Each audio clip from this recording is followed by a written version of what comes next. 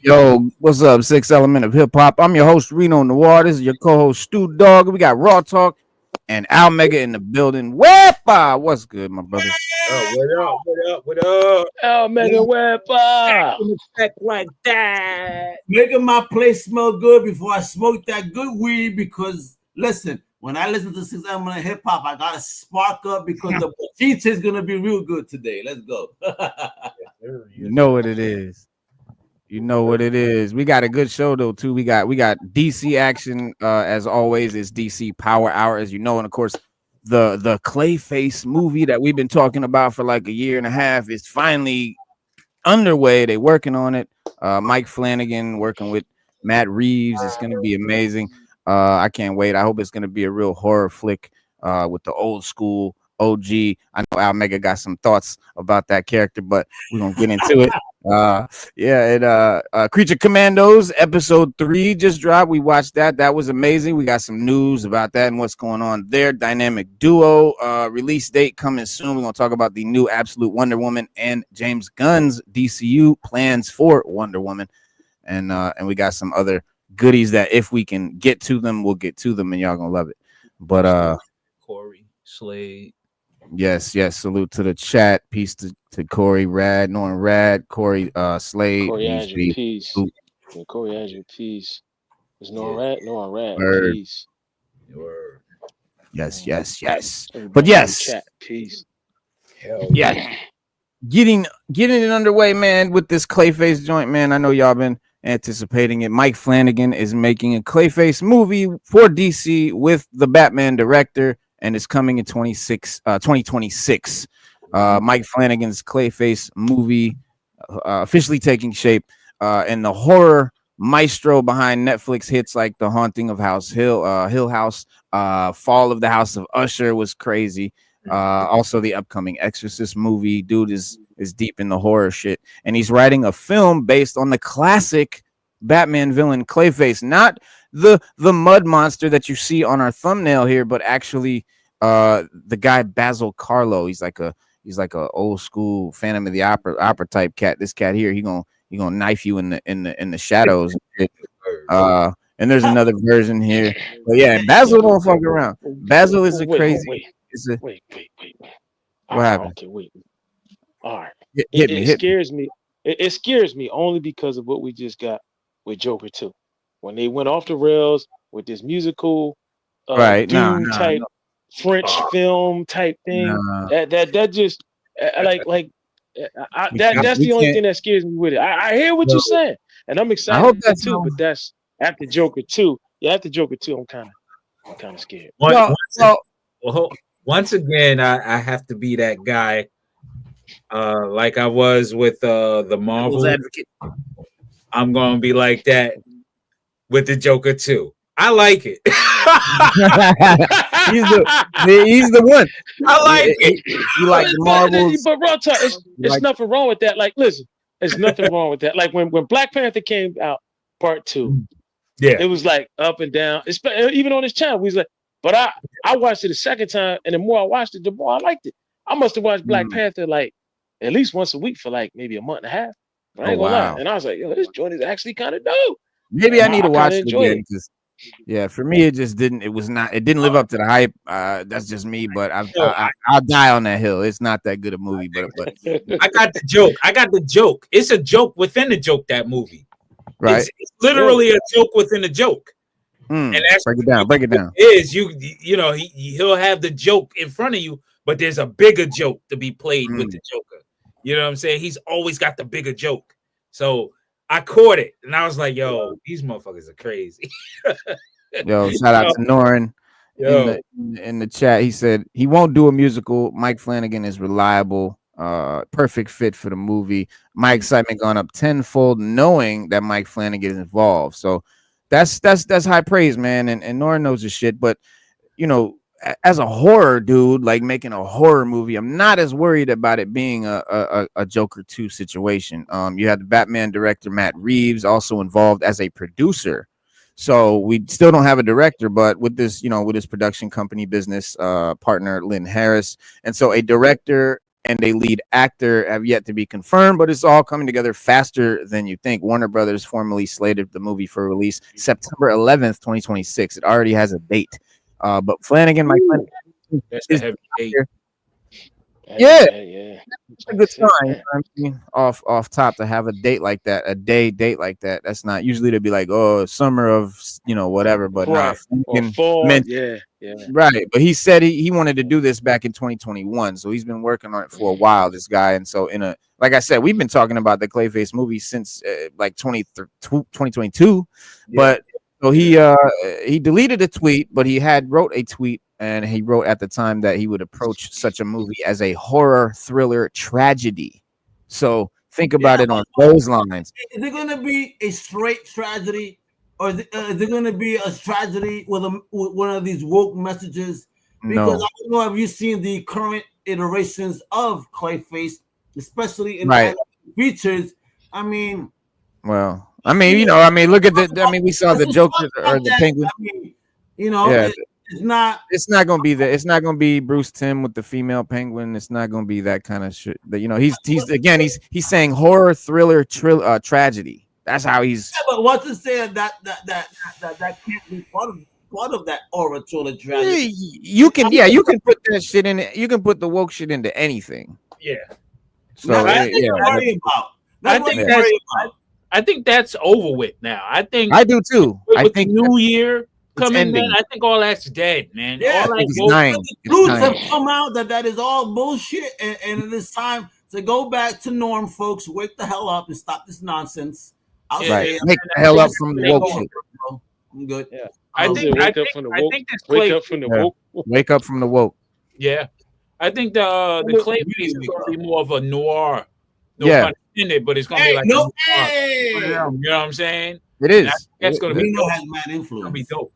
I'm saying, I get down. Well, what? Listen, I'll tell you. I'll clear it up a little bit. You have more than one iteration of Clayface, right? Yes. And each iteration is different, and then when you break it down into their individual stories, like Matt Hagen, his story is a tragedy. It literally is, because he was an actor and he literally was just doing the right thing, and then he got involved with the mob, and it didn't go well for him. So that's the tragic part about it. I mean, you got Fuller, you got Carlo, you got Cassius. I mean, it's just, I don't know which one they're gonna do, and depending on which one they're gonna do, that might make it more tragic, because each story about Clayface. Go ahead. I'm sorry. Go ahead. So you're telling me they have not yet stated which Clayface is going to be the story of? Because I'm still breaking that down. I'm about to tell you. Let us know. I'm gonna let you go on the rock, and I'm gonna break it down. Noir. Listen, his name is Reno Noir because he's actually a detective. There's a whole theme here. So talk to us, bro. Like Batman, I'm out here. But nah, well, he was on a podcast called Script Apart, and Mike Flanagan, the filmmaker, he mentioned that he met with the producer John Berg for like a general meeting at DC Studios and expressed interest in a horror leaning take on the character. And multiple different characters have claimed the name Clayface, like Stu said, but the first to do so, the OG, was Basil Carlo. He was a B-list actor, where he goes insane after he learns that a remake of a horror movie that he once starred in is moving forward without him. They're doing the reboot without him. I mean, how poignant is that in today's fucking world? So Basil Carlo, I mean, it's fucking perfect. Basil Carlo, they're doing the horror reboot of his movie, his classic horror movie, and he's not in it, right? How many actors can relate to that today? I mean, and so these days, right, when most people think of Clayface, they think of that, the Batman villain with the oozing mud that allows him to shapeshift into all different shit.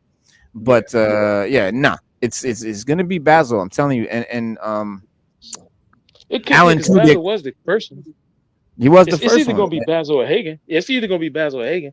And he's got the horror. He's got the horror movie aspect. Basil Carlo. He's got the horror movie aspect to his story. So that's why I think it's him. Basil's story is much more a fan of the opposite story than any of the other characters. Exactly. It is. So it would definitely fit in to bring in that universal feel. But again, how's Universal gonna feel? Right. Yeah. Yeah, Hey. Hagen was also an actor. So we don't. Yeah, it's gonna be one. Yeah. I think it should be Yeah. one of the two. I think it should be Yeah. one of the two. Yeah.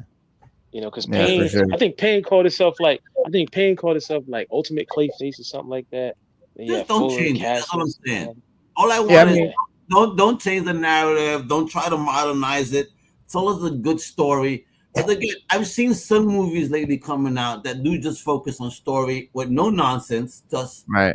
I'm not calling that stuff nonsense, folks. You know, if you want to get offended, it's on you. What I'm just saying is like that shit is really not important. That's really individual shit. Let's worry about Right. worldwide shit. Right. You know, this is what I'm just saying. Sorry. Yeah. I'm fucking real, bro. I'm starting to be like Elon. Like you just say it as it is. Fuck it. Hurt everybody's Yeah. feelings. Sorry. Yes. Really not Speaking though. of. So you know, don't bring those Like messages. Elon. Bring me a good story. That's all I'm looking for in every film. Like you know, Right. that one with Demi Moore that recently came out. That shit was wild. Body horror. That shit fucked me up. I never expected word. Demi Moore to do that. Substance. That movie was wild. I don't know if y'all saw it, but right, like Yeah. you know, give me a Yeah. story that would just like keep me intrigued. Thank you. That's it. Right. I agree. Right. I agree. And we- also- Al, we say that on this channel all the time. And Reno I even always give Reno props for his phrase that he coined from when we first started. When you write a story or whatever, give us characters that we care about. Yes. Because if we don't care about the characters, we're not going to invest our time in it. He's 100% right Make me about love that. you. I always so I say can that. feel for you. Make me love Yeah, you. So yeah. I can feel for you. Yeah, exactly. If you don't care about the character, you're not gonna care about the stakes, and you know none of it's gonna matter. You're gonna be like, when is this shit over? You're just gonna be waiting for it to end. It's not gonna feel like nothing that you're immersed into. Don't you And wait. that's- Wait for Stu Dog true. Productions to come out and these movies Woo! are really hard, right, Stu? What? Man, listen. I'll be throwing scripts out the window. Get it out of here. Too many women in it. Get it out of here. It's too woke. Word. He just- Get it out of here. oh, Ain't enough action in it. I don't nobody want to see him talking for the first hour of the movie. Get it out of here. Give me some action. yeah. Well, there's a lot of iterations of Clayface, right? There's a lot of different versions of the character. And I think that they're gonna go with the character. I don't think this version is gonna be a shapeshifter at all. I don't think he's gonna be able to change his form or none of that, They might because not do that. the original. A la Joker with that musical shit. I'm sorry. You guys may be fan of musicals, but this dude Hell here, no. this Hell dude no. here, I don't like not one of them. don't be giving me no singing and music no breaking or some shit like that. I don't want to see nothing else. A bunch of motherfucking strangers break out into Through songs. the whole movie though, synchronized it dance. had parts that You had know what to it Not for is? me. not Reno and his who back in the day when they were about to fight, they would break out in the song and dance first, right? Yeah, right. And just no, fuck that.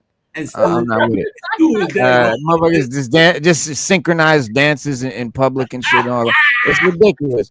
Motherfuckers just break out into song in mid conversation. What the fuck? I mean, I wish we would be able to battle that way instead of killing each other, but you know what? It just doesn't work. West Side Story. West Side Story. That's Right. they was. Well, you know, It was dance Star battling. Trek did a spoof on that. We tried that in the Bronx. Where they would Dance just bust battling. out the song. Yeah. Yeah. I don't listen, man. I don't know who came up with the idea to even make that a musical. Like, why would that? That's not even nobody wanted it, Word. and they word, pushed for it so hard. Like the first one was like, it just came out of nowhere and it was a hit. You should have left it there. That magic was there. Let it stay with that movie. You didn't have to make another Joker movie. You were Yeah, good. but you know they were forced to make it by the studio. So with Yeah. them being who they are and they know about art, the director and Joaquin Phoenix, they're artists at heart. So they say, you know what? We'll give you what you want, but here lies the joke. We're gonna fuck you over all the way around because you're fucking us over. You're taking our creative powers and misusing it. Yeah, So they forced him to make the movie. He didn't want to make a sequel. Todd Phillips, he was like, this movie don't need a sequel, and it didn't. There was no reason for a sequel. It was a one-off, one-shot, weird side cut, type of movie. That's what it was supposed to be. Making a sequel just fucked it all up. And so he was so pissed at the studio for forcing him to do it. He said this. He said they forced me to do the movie. I didn't want to do it, so I basically did it as a fuck you. And Joaquin Phoenix publicly said this is the worst film of all time. He said that about his own movie. That's unheard of. Actors don't do that.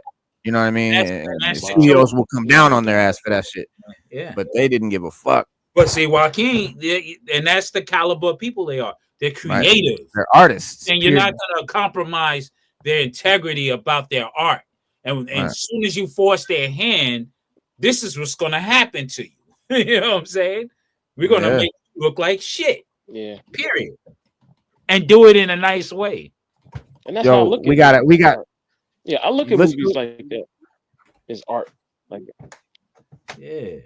Al, you got some joints you want to open? Yeah, one of my favorite dudes, man. I want to get that so bad. You got some joints you want to open? Bro, listen, I got 2 packages randomly in the mail, bro. And like, you know, God bless these people. That the Iron Grenadier joint? Tell me, oh, I want that so bad. I want one of those. So nice, dog. I love them. I want those. You know what? I don't give a fuck. Yes, they look like fucking crazy Nazi soldiers, and I fucking love them. Yeah, exactly. Yeah. And the helmet comes off.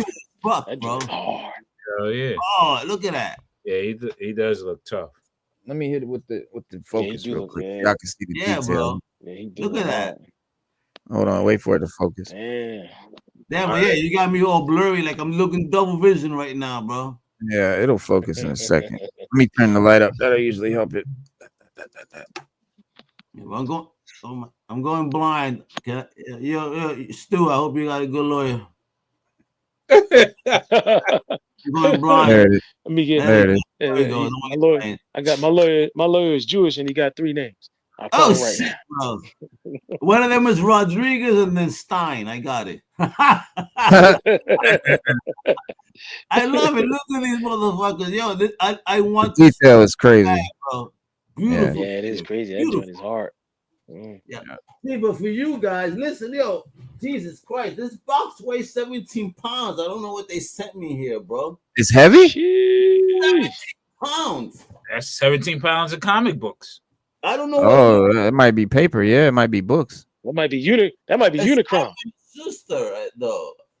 That's books then. That's a publisher. Well, so it's probably a manuscript.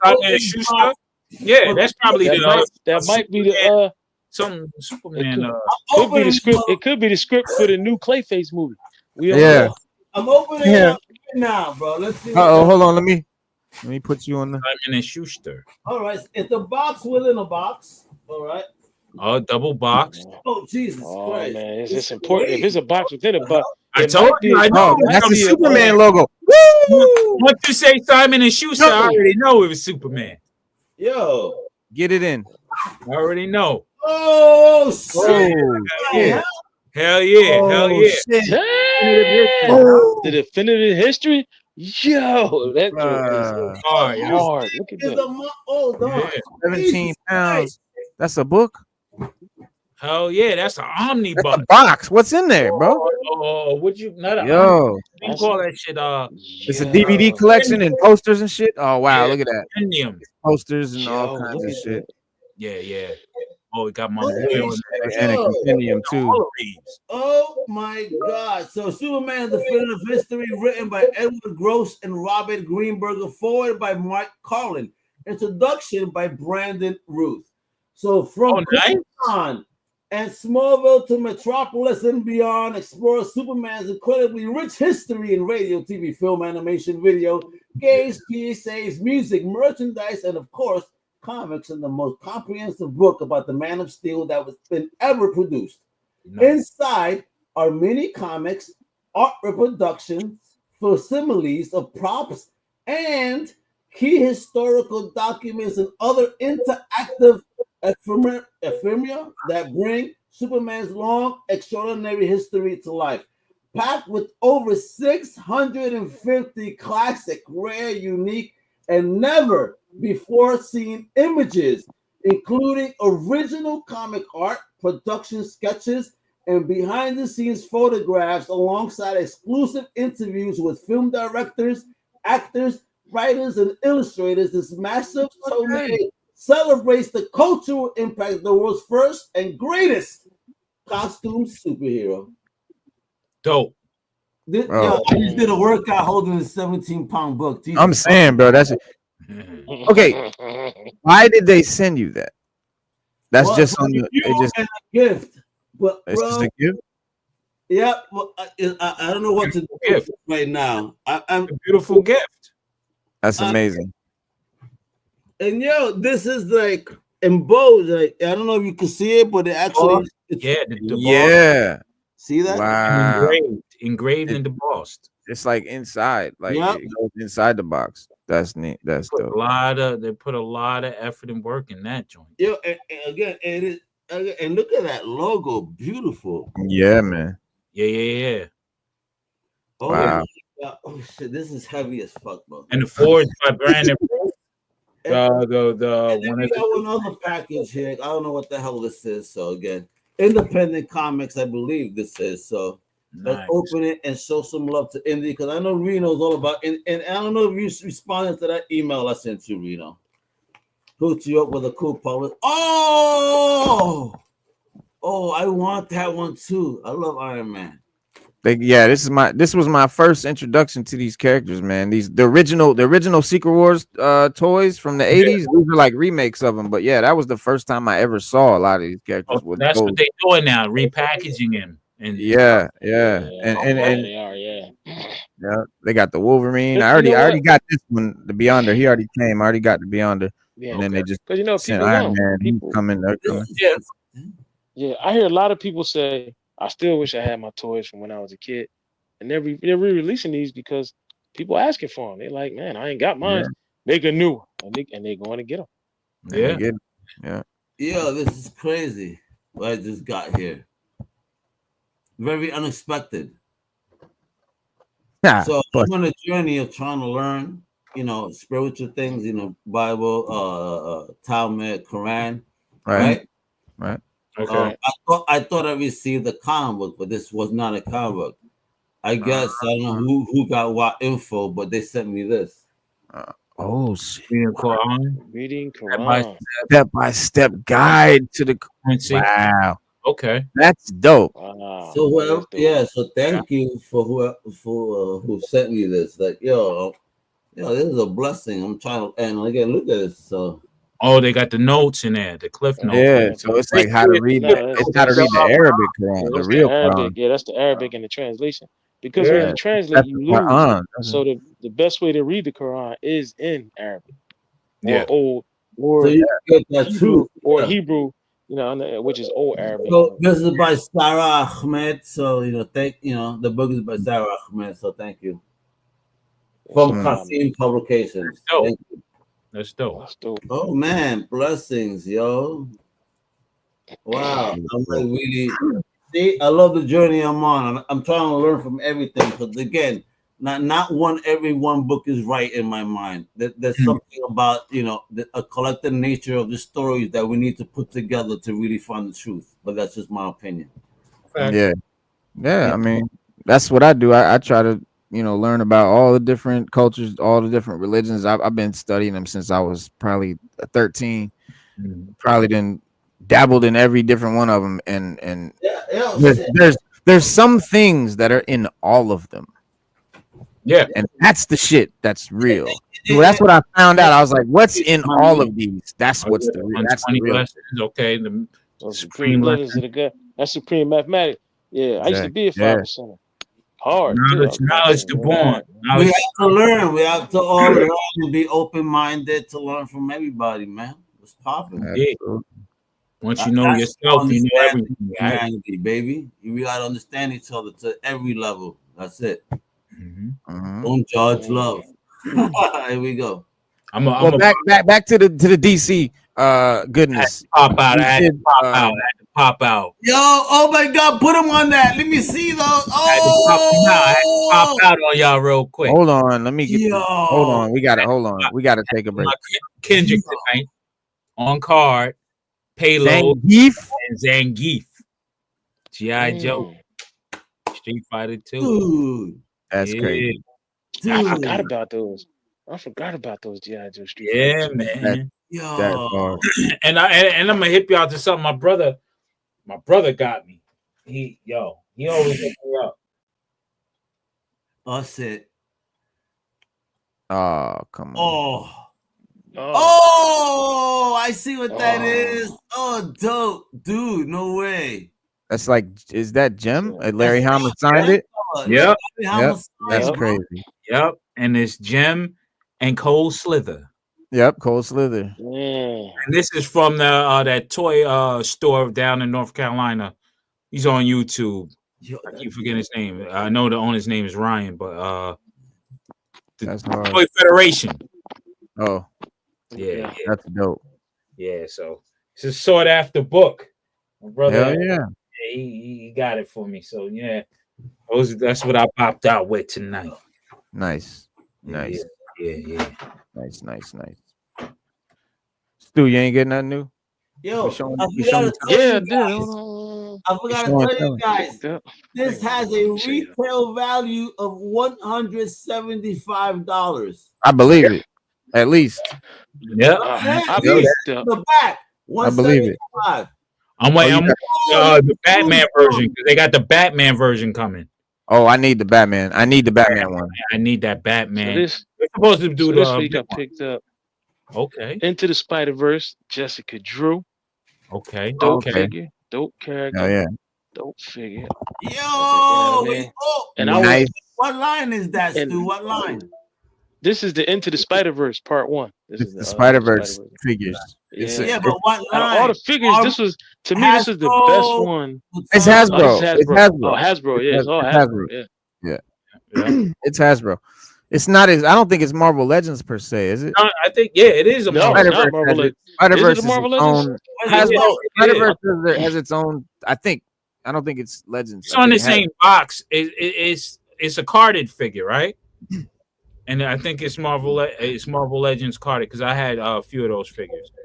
Any weapons come with it? Look, you just killed the baby, bro. Nah, she just came with. Oh, I'm sorry. She came with extra hands, and that's it. So Yeah. yeah, That's it. No weapons, nothing. Yeah, that's a Marvel Legend. no weapons, that's- no nothing. Just But just her attitude. That's it. That's all you need from that that's shit. it. Yeah. I'ma Yeah, fuck that's you it. up That's all she with came my with. wit and attitude, motherfucker. Word. Hell yeah. Yeah, Hell man. yeah. Love Well, it. since we were talking about Clayface, just to kind of segue over, because we was talking about how what was this, like a couple of weeks ago, we were talking about how the Batman 2 villain hasn't been announced yet, and a lot of people were anticipating or thinking it might be Clayface. But James Gunn is sharing an update or lack thereof on the Batman Part 2 following the news of the DC Studios getting the release date for the Clayface movie for fall 2026. So DC fans are seemingly like eager for the future of the DC universe and have been speculating, right, about the movie slate. And so a fan had went to Threads to ask James Gunn about a rumor that Clayface and the Scarecrow would be part of the Batman 2 by Matt Reaves. Gunn said, firstly, no. Secondly, couldn't be the case as there hasn't yet been a first draft of the script yet. And he said, you know how they get down. They're not doing shit unless the script is done. He said, we're not going into production, not even pre-production, until the third act is written. Because Marvel, the MCU, a lot of the reason that they're in trouble, a lot of reason that their movies have gone to shit since Endgame is for that reason. They don't do that, you know, and they'll start a movie when the script isn't done. He said they don't even have a third act, and they'll literally start filming, and that's crazy. That's crazy. That You is end up with crazy. hodgepodge bullshit like the Taika Waititi nonsense or whatever. But the Batman 2 was initially slated to open October 2025, but was then delayed. And is now scheduled to be October 2026, same year as the Clayface movie. So Matt Reeves' film is not part of the Gunn's DC universe. It's not the DCU. That's going to be The Brave and the Bold with Damian Wayne and an older Batman. And then he's got his own Batman, which is his own thing. And so September, Reeves teased the Batman sequel telling SFX magazine that he planned to shoot in 2025, and it was finishing up the script now. But then what's his name? Reaves said Colin Farrell will be part of the movie. He said we've shared the script as we've been going along with DC and the studio, and they're super excited. And Reaves did note that the Penguin, which stars Farrell as the Gotham City Penguin, is the entry point to the Batman sequel. So it's absolutely connected to where they left things in that series. It will literally start where that Penguin series ended. He said the Batman 2 is going to dig into the epic story about deeper corruption, and it goes into places that he couldn't anticipate in the first one. And the seeds of where all this goes are in the first movie, he said, and it expands the way that the show and how you would expect the character to expand. But so no Clayface, no Scarecrow, none of that. It's gonna be a more gangster, Penguin, that kind of thing. So, well, Clayface is its own. Yeah, I think Its own thing. I think he's throwing us a what you call it, one of those a curveball or something. Curveball, just to throw you off. You know what I'm saying? Because okay, he knows that there's too much information. Everybody wants too much of something. And right. You gotta pull back. You gotta have the mystique of things. Yeah, so it's like he's putting out generalities that's already there. The Penguin we know is very active in the underworld. We know that there could be Scarecrow running around. We know these different things.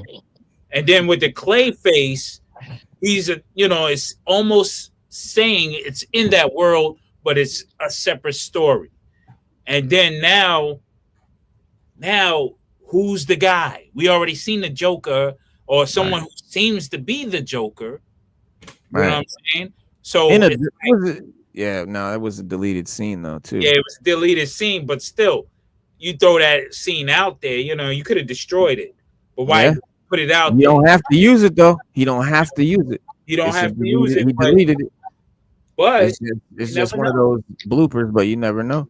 Yeah. I mean, I think he's thinking for what a lot of the insiders are saying is they're thinking the Joker is gonna still be teased and end up being in the third movie. There's something still cooking for the second movie, more of a Penguin as the boss, right? Because we've only seen Penguin as a lowly hoodlum, and then he just came up, and so we haven't seen him as the fucking top hat fucking with the parasol and the fucking monocle, which I doubt they'll go that far, but we did see him with the top hat at the end of the show. But that was dope. But he definitely hasn't been the boss of it all yet, and now he is. Now he's the boss of Gotham. Period. Marina, I felt in that season finale of him being such a grimy dude, bro. Yo, the way he did it, boy, I'm glad they didn't give us one of these relatable villains. I'm glad they gave us a real evil, bad motherfucker that's just a fucking villain. Straight up villain. When I seen him by the bay with old boy, I thought he was just gonna pop him. You know what I'm saying? I knew it was gonna happen. He did it. He did it. This was personal. But he took the life out of him. That's evil. Yeah.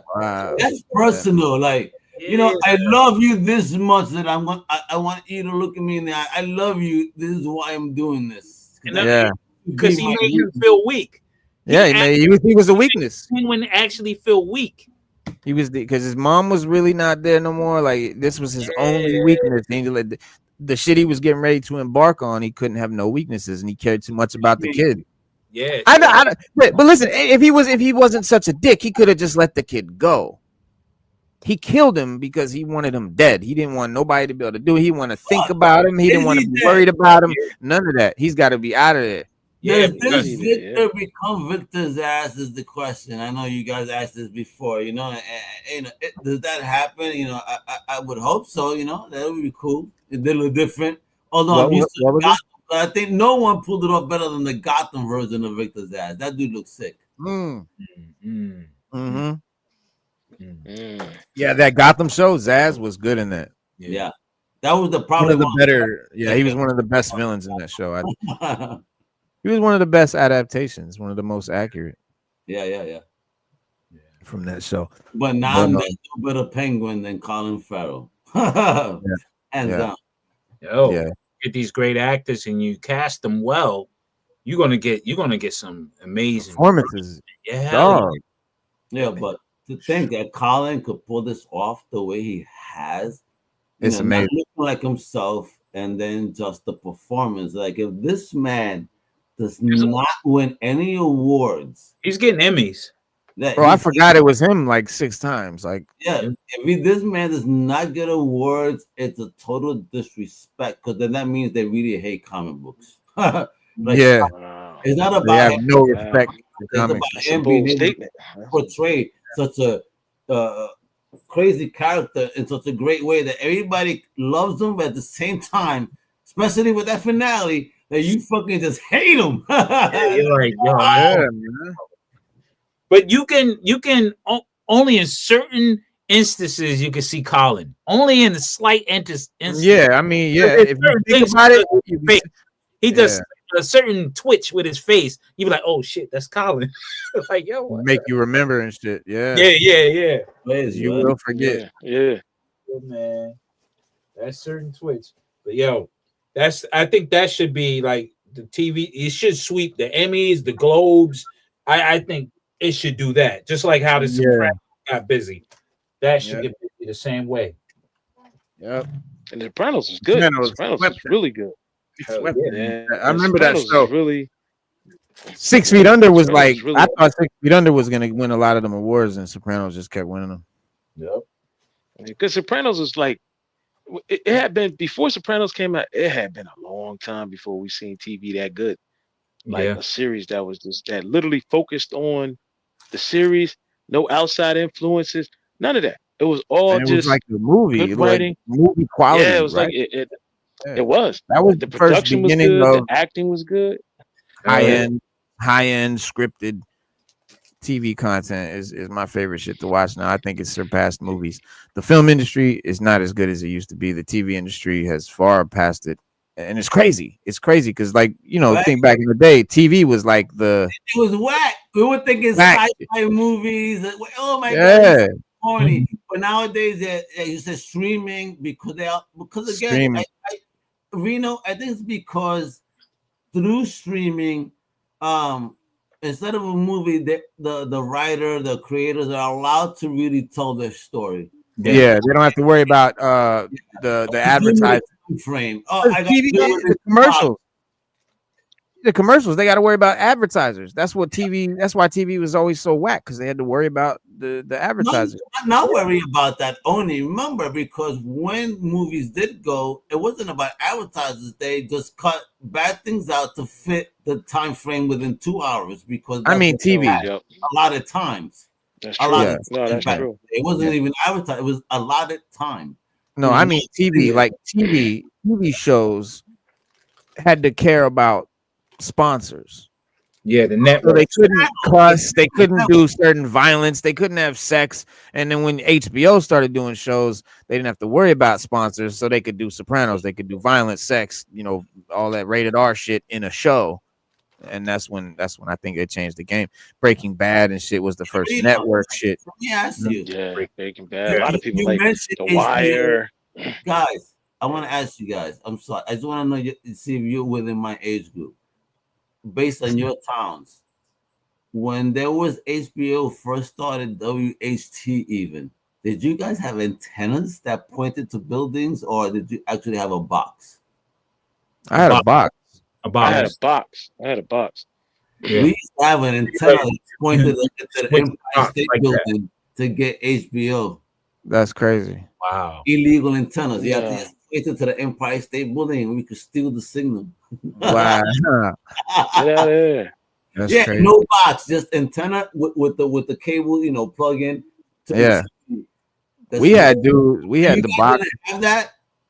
We had to unlock the illegal cable boxes where they would just unlock boxes. all the channels and give you the box, and you have all the Which channels. one with the push buttons? Yeah, and had button with the old 80s joint. The Yeah. first joint I had had the knob. I had the Yeah. knob one. Oh, yo, even Oh, when shit. I never had a knob. My I ain't man- never seen a knob box. That's crazy. Yeah. It's crazy. That's classic. Yeah. Beat me. Yeah, Yeah. HBO and WHT. That's all you had, and then WHT. then you rigged it so you can get the pay-per-view at the time, and it wasn't too much. It was Yeah. just really just boxing that you was trying to Boxing get. and some And porno. WWF and shit. Yeah, WWF. Uh, WHT had all the porn after 11. You know what I'm saying? So you straight on porn. That was nothing. Skinamax. Skinamax, yeah. I love But it. you know what? It's when you go back and think about it, it's crazy how that used to just come on TV. Like it literally, you used to just you get it all on TV, hardcore. Now you gotta go on the internet. Before that, you could turn the channel and be like Playboy channel late at night. You be like, damn.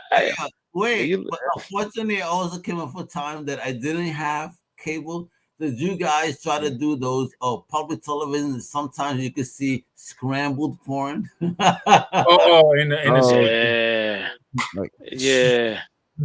You're like, yo, what's going on? I remember those too. Yeah, you be like, man, I'm trying to see something. Yeah, I need to see something. Anything. The channels, you had to be in between the channels. Yeah, well, you walking around with that signal like this. You walking around with the antenna like this around the house. Hold on, I think I saw something. Hold on, bro. Yo, where do I stand? One leg, two legs? Let's go. Yeah, man. The good old days, man. Shoot. Well, TV's changed a lot because a lot of the companies, HBO, they took stuff into their own hands. And like Reno said, they stopped paying advertisers. It was like, we ain't gonna have commercials. We just dump that money into a TV show or something. Yeah. And the budget's changed. So the production changed. Yeah. Everything changed, unfortunately. Well, speaking of TV, the DCU has begun, and we're 3 episodes in of the first show, the first project that's official DCU, and that's the Creature Commandos animated show.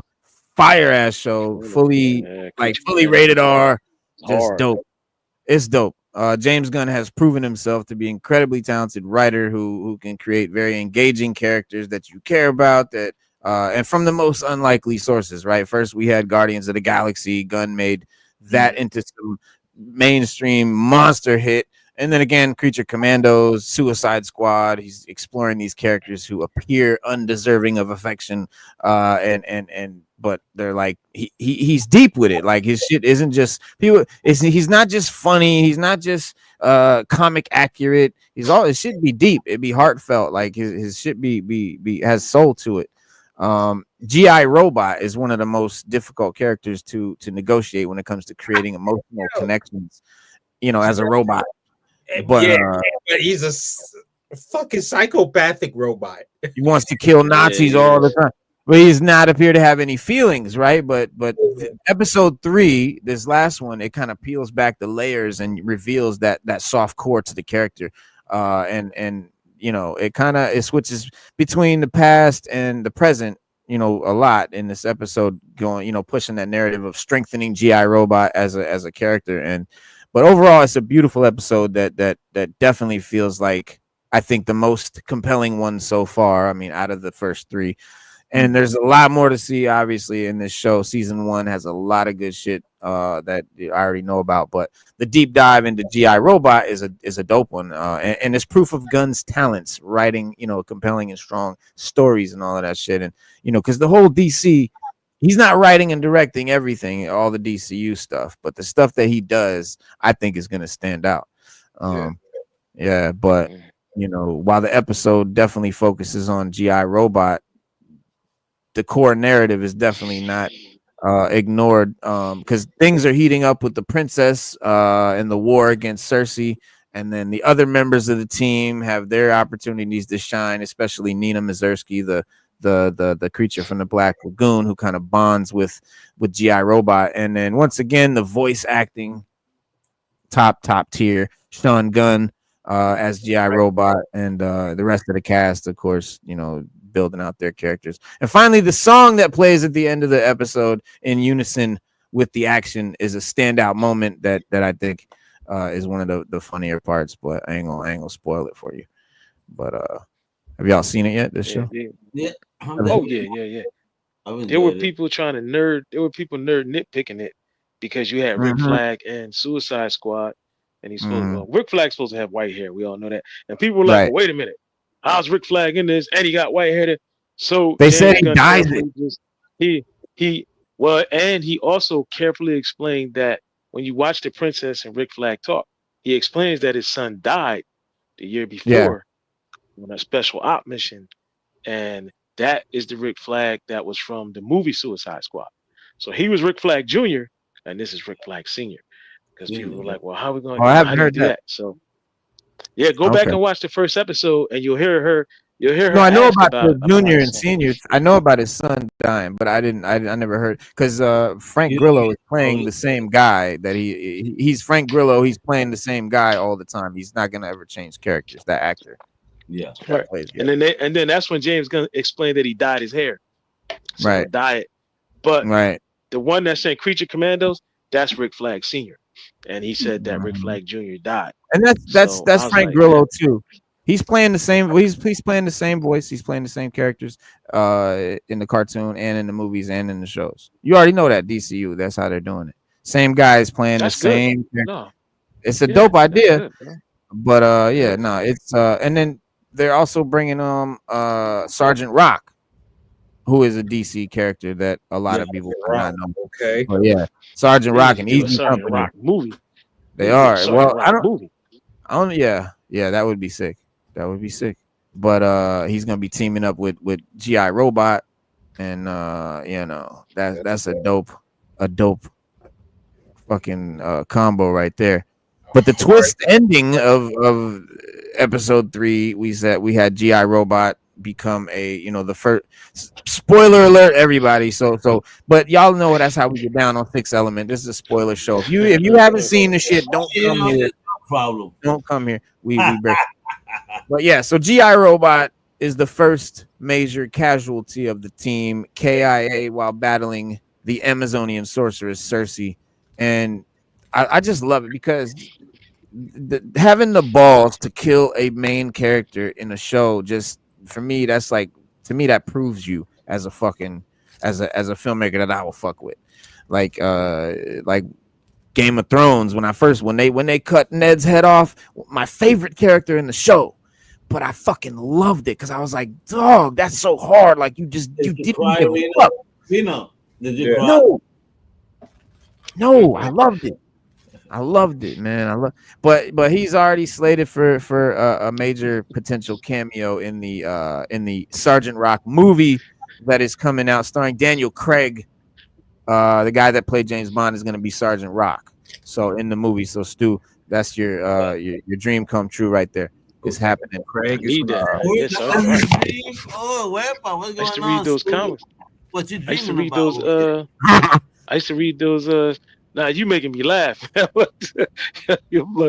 Yeah, Sergeant Rock. I used to read those comics when I was a kid. Man, we used to love those joints. Me and my friends, we used to always tear I them think my Sergeant Rock dad used comics to up. do those. Yeah, yeah, Yeah, Sergeant they were Rock. good. I think my Sergeant pops Rock used was to read good. Sergeant.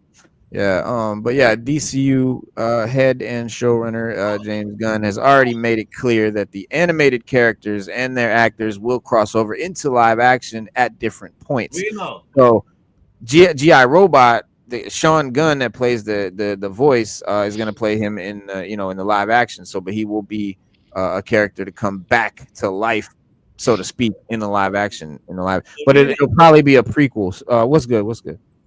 no, listen, I think Rad, because he's been chatting over here. You got to give him some salute. Like, yo, he asked a great question here. Is Sergeant Rock just DC Nick Fury? Now, I would like to answer that in the sense that DC Nick Fury from Nick Fury and the Howling Commandos, yes. Yeah.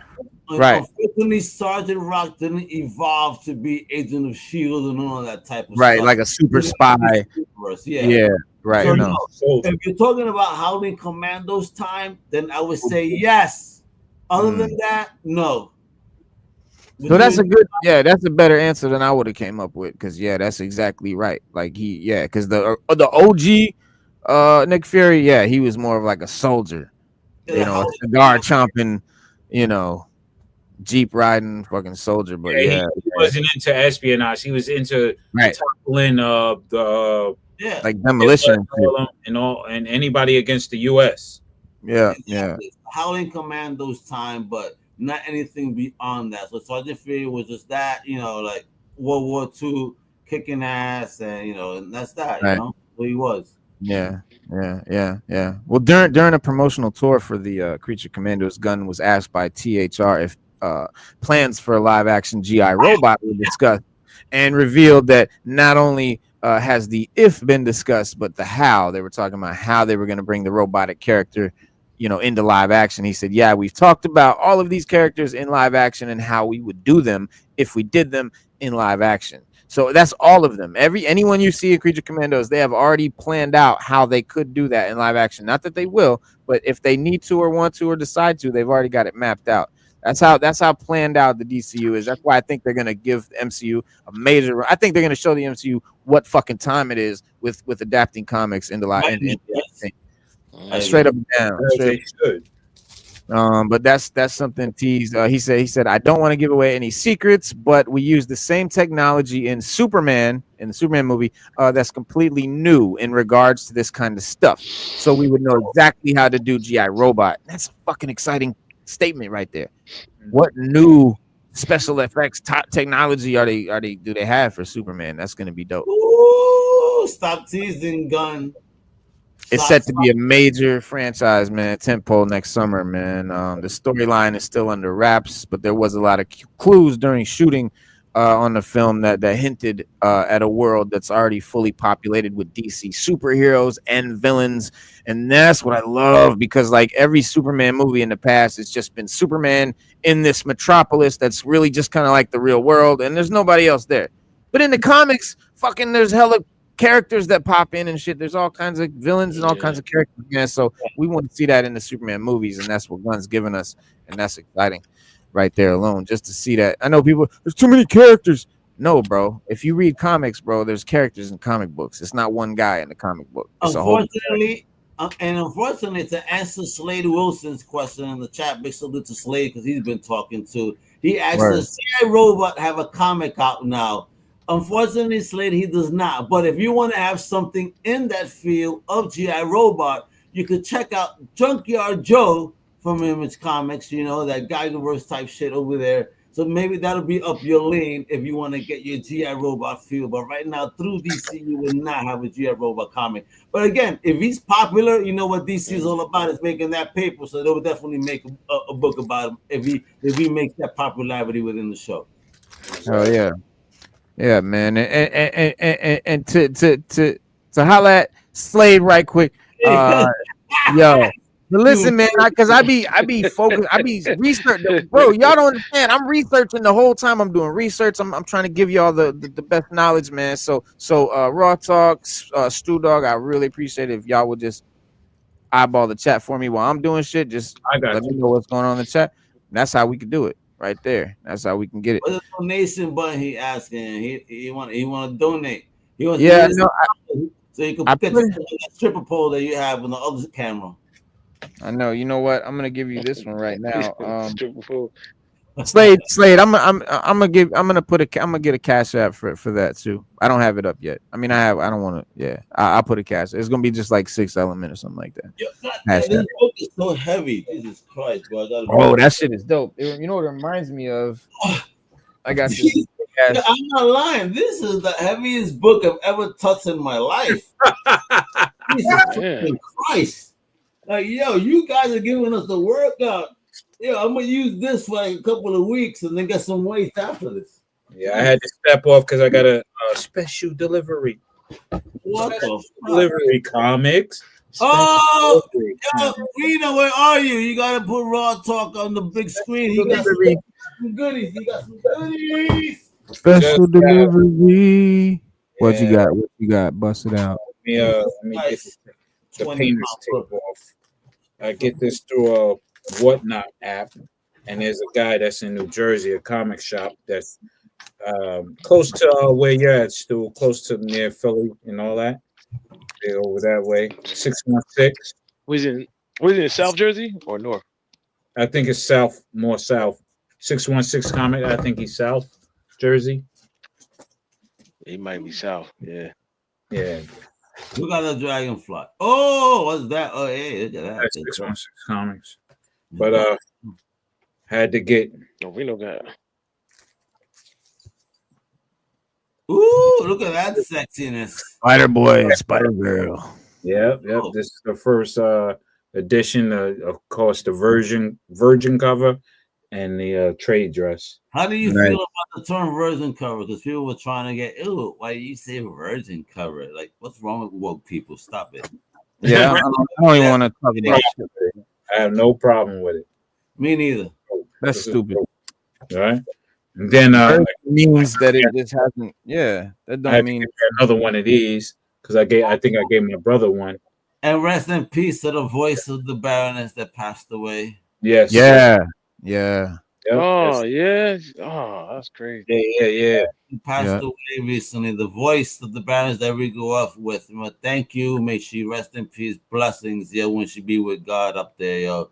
And when we go up there, you can hear her voice again. As the Baroness. Yeah, bro. She gave us. I'll be digging into those. She gave us some good years.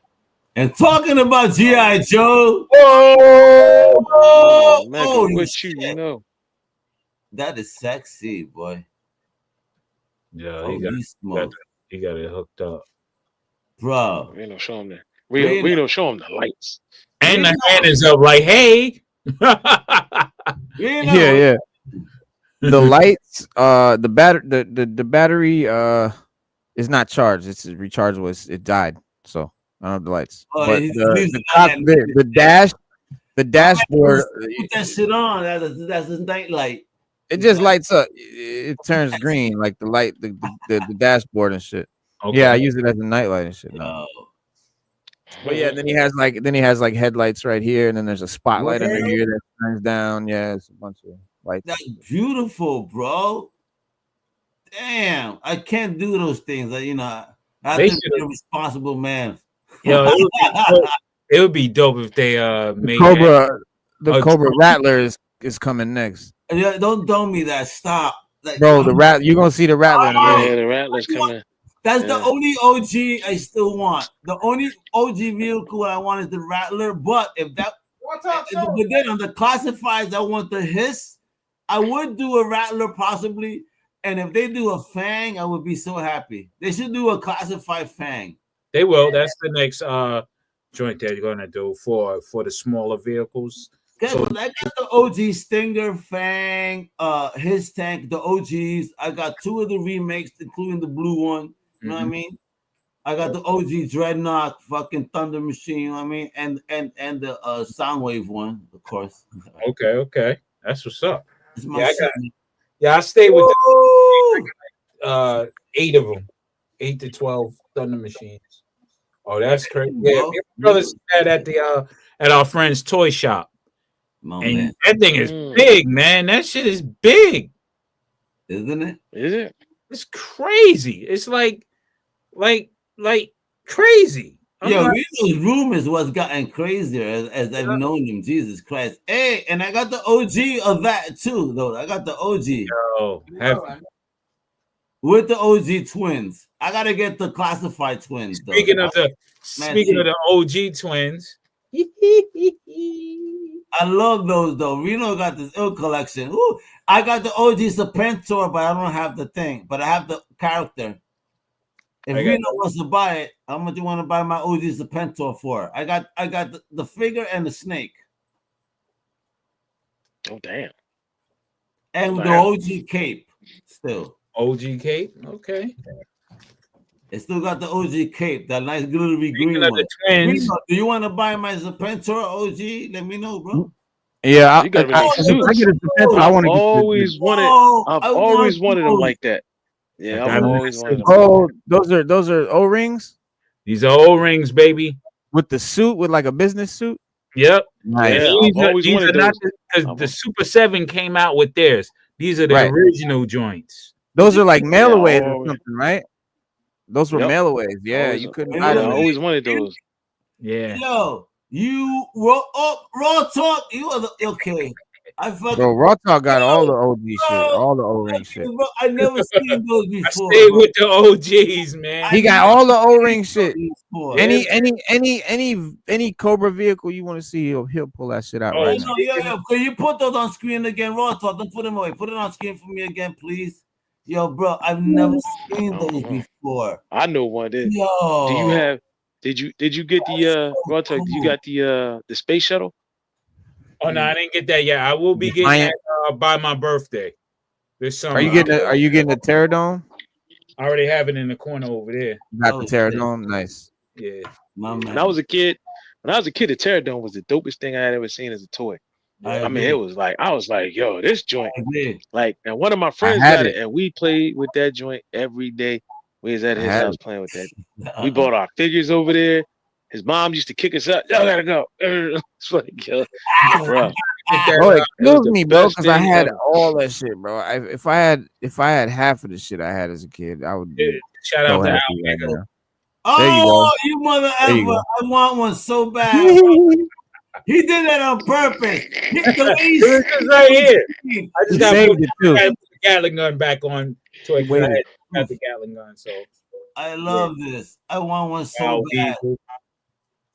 Yeah, man. I got the Night Raven right here. Wait, is that the OG character inside? The OG pilot in the inside? Wild Weasel. Hey, Broad Talk, does yours still have the flight map on his leg, or is it come off?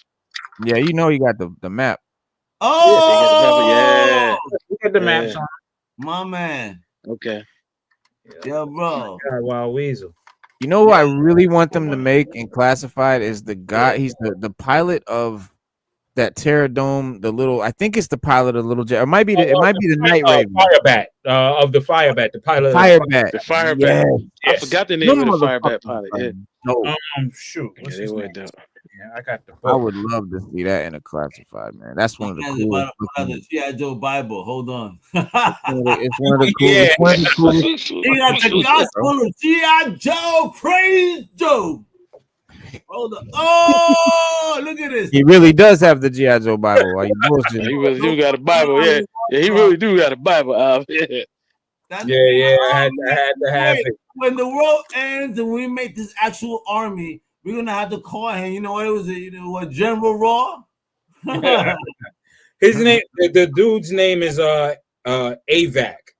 Cobra Third on Fireback. AVAC. Yeah, it's an acronym for. Where the fuck is the acronym? Oh yeah, Air Viper Air Corps. Yes, Air Viper Air Corps. Let me see let me show how I look. Oh yeah. I mean, I could have took mine out of the thing, but yo, my man got a fucking Bible. Wait, that's not him. That's not the one. That's okay. All right. Then that's not the one I'm talking about. The one I'm talking about, he's got like he has like buttons on the side of his chest. You know what I'm talking about? For 1 minute, it's like I want you guys to realize that my man has a G.I. Joe Bible in a trapper keeper. In a trapper keeper. Yes. The Raven. That's the one. You blowing my mind right now, you mother. Yo, bro. Yeah. When you get Raw Talk, I have to go to your house and play with these toys.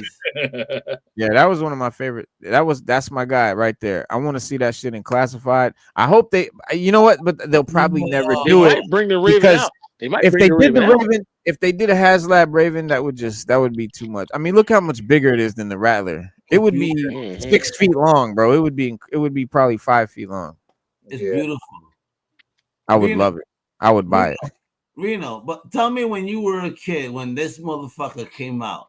Oh, I had to have it, bro. I had to have it. I think I got it for Christmas. Mommy never got me I think the biggest vehicle that I was allowed in the house was the Tomahawk. Remember the two top? Oh yeah. They got me figures and small vehicles, but that was the biggest vehicle was allowed to have. Yeah. I asked for all these. The Rattler was, I wanted bad guys, and they kept giving me good guys. Like, no, that's bad. They don't want you to have. That's why you love that's why he loves only Cobra. Yeah. That's why he only collects Cobra now. Oh my God! Flashbacks. I knew he was getting it. Don't they got like a winch or something on it? They have like a winch on it or something like that. Yes, they got a hook. Yeah, got a hook. Yeah. I feel like crying right now. That when my mom's cousin, she was the one that bought me that as a gift. And like, yo, bro, that's beautiful. Real, bro. You got that. Beautiful. Yeah, man. I need one. I had to get it, I want man. to cry. Memories. And coincidentally, well, not coincidentally, it's just one of the ones I never had when I was little. And I had finally got that. And I wanted everything else. I didn't want that one. No, But I was happy for it. You see how Al just reacted though? I I want to do a show about the psychology, bro. I want to do a show about the psychology of collecting, toys, the whole mythos behind it, like the whole science behind it, man. Because it's a deep topic. Because it's crazy to me. It's a deep topic. And it's also like we were latchkey kids, right? The 80s. Yeah, like we did. You know what? I can explain it. I think I can explain it the best. I think I can explain it the best because when I was growing up, man, my mother didn't have a lot of money to buy me that stuff. Man, I would keep it a buck, like, and I can hope. I mean, not trying to, divulge anybody's history or anything, but I feel like most of us that collect like that, we were all in that situation. We wanted those things, and our parents couldn't provide them for us. But then when we got older, and we were in control. Now we can buy the TVs, VCRs, toys, and we buy what we want. And that is one aspect. Right.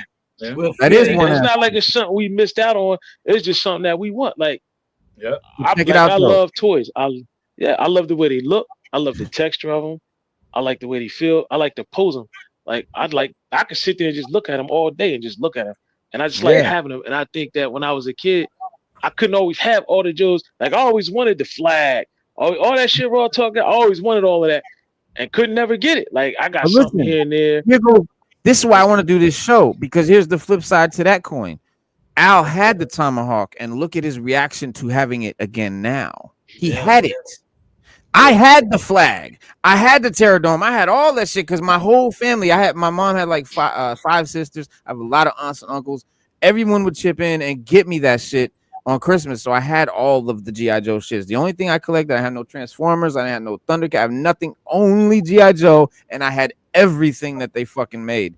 And I would love to have all that shit now again. So whether you had it as a kid, couldn't get it as a kid, or you had it as a kid, you still fucking want it now. So that's true. About. No, that's true. That's true. Because I will say one thing my mom did buy me. She always bought me Transformers. I guess because they were there was no big vehicles like G.I. Joe that cost more money. Transformers were always kind of, they were always kind of the same. But I always got them either Christmas or my birthday. That was it. I ain't get them no other time of the year. I couldn't get them no other time of the year. Yeah, man. With me, my aunties would take me to the store. Anytime they went in the store, they would get me a G.I. Joe figure. That's why I had them all. Yeah, we had all these aunties. Different though. Me and my brother, we started off with He-Man, and at that time, at one Christmas, my mother bought 2 of each figure, because before me and my brother couldn't really share, so we had 2 Grayskulls, 2 He-Man and shit. Right. But then when G.I. Joe came out, we had to negotiate. Me and the studio. He was like, "Yo, we want everything from this, so we can't get 2 of everything. So you get the characters you like, I get the characters that I like, and then." The extra characters, we put it together and bundle it. That's how me and my cousins do. Yeah. My mother would get a whole bunch of them, but then it was a limit to it. So, being back in the day, extracurricular activities as a young guy going up into the toy stores. I ain't got it, but I'm coming out with it. Yeah, bro.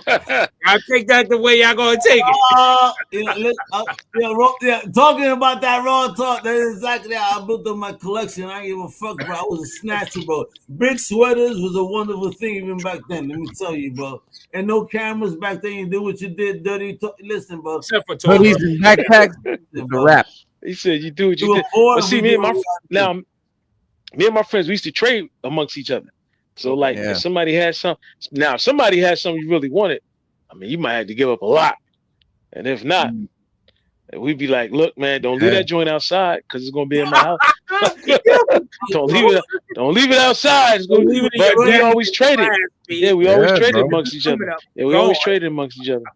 Yeah, My enjoy pops, gonna be gone. Don't leave it shout sitting out out. to my pops. Shout out to my pops. He got my sister's or my mom's nail polish, one of them, and he started painting the bottom feet of my G.I. Joe figures. And I didn't know why he was doing that. And because he found out that my older cousin was stealing my figures. And he was like, so at the end of the day, when he would leave, he'd be like, let me see your figures. And he'd look at the fucking feet. If they had nail polish on that bitch, Yo, speaking of that, my my brother, pops was a frugal dude, man. My pops was not about wasting no money, dog. Not a penny, son. Not a penny, dog. Don't touch the thermostat and paint the bottom of them feet. Yeah. Yo, we had a pat down rule. Like for family members too, our cousins, they come over, yo, strip shirts pat down. We gotta find out if you taking Joe's. Yeah. One of our Joe's is leaving. Yo, pat down, take your sneakers off, your socks. We're checking everything where you can hide weapons and Joe. And they did it to us too. That's just what it was, man. Yeah. G.I. Joe's were like currency. Literally currency. Like you could Collection was sick, man. I feel bad that I left so many with my little brothers. I took the ones that I loved, and I sold some. I still have some that I'm still want to sell from the G's, like the Beach Head. I got dial tone. Like if anyone's interested, in those, I want them. Let me know. I want some of them. Like if you got them OG Joes, I want like dial tone. Like any ones that Classified have made, I want them. No, we're gonna talk. I'll give you fair price since it's meant too. I mean, nice and crispy. The rubber is still hard. You know what I mean? Yeah, I just got my brother, because we be on whatnot. He just got a Zap with the thumbs, straight arm for $90. That shit is a $200 figure. Ooh. And I'm like, and that was the one I needed to complete because I already have them, but he had broken thumbs because the thumbs on them, always break. If you put a gun in it, it's gonna break it because that's true. So old. No, that's true. The fact, yep, that's true. I got my. Is that the 25th anniversary or the OG? Nah, that's OG. I don't want no 25th. Only OG. I got the OG. This is what I'm talking about. I'm talking about displaying them like that. Like I want to have the OG. Like I'm doing, yeah. My brother's doing that with the with his 12-inch figures. He has a 12-inch and then he got the O-ring. I just got finished giving him like $400-$500 worth of figures. Damn, man. Jesus. It's crazy, man. This shit is bugged out. It's an addiction, man, that ain't going nowhere. Ain't going nowhere. I'm happy to be addicted to it. Who needs drugs? And you can customize them, bro. Look how I customized them. Look how he's chromed out. Nobody else Croc is chrome like that. Nice. You see all that chrome? I did that. Chrome master.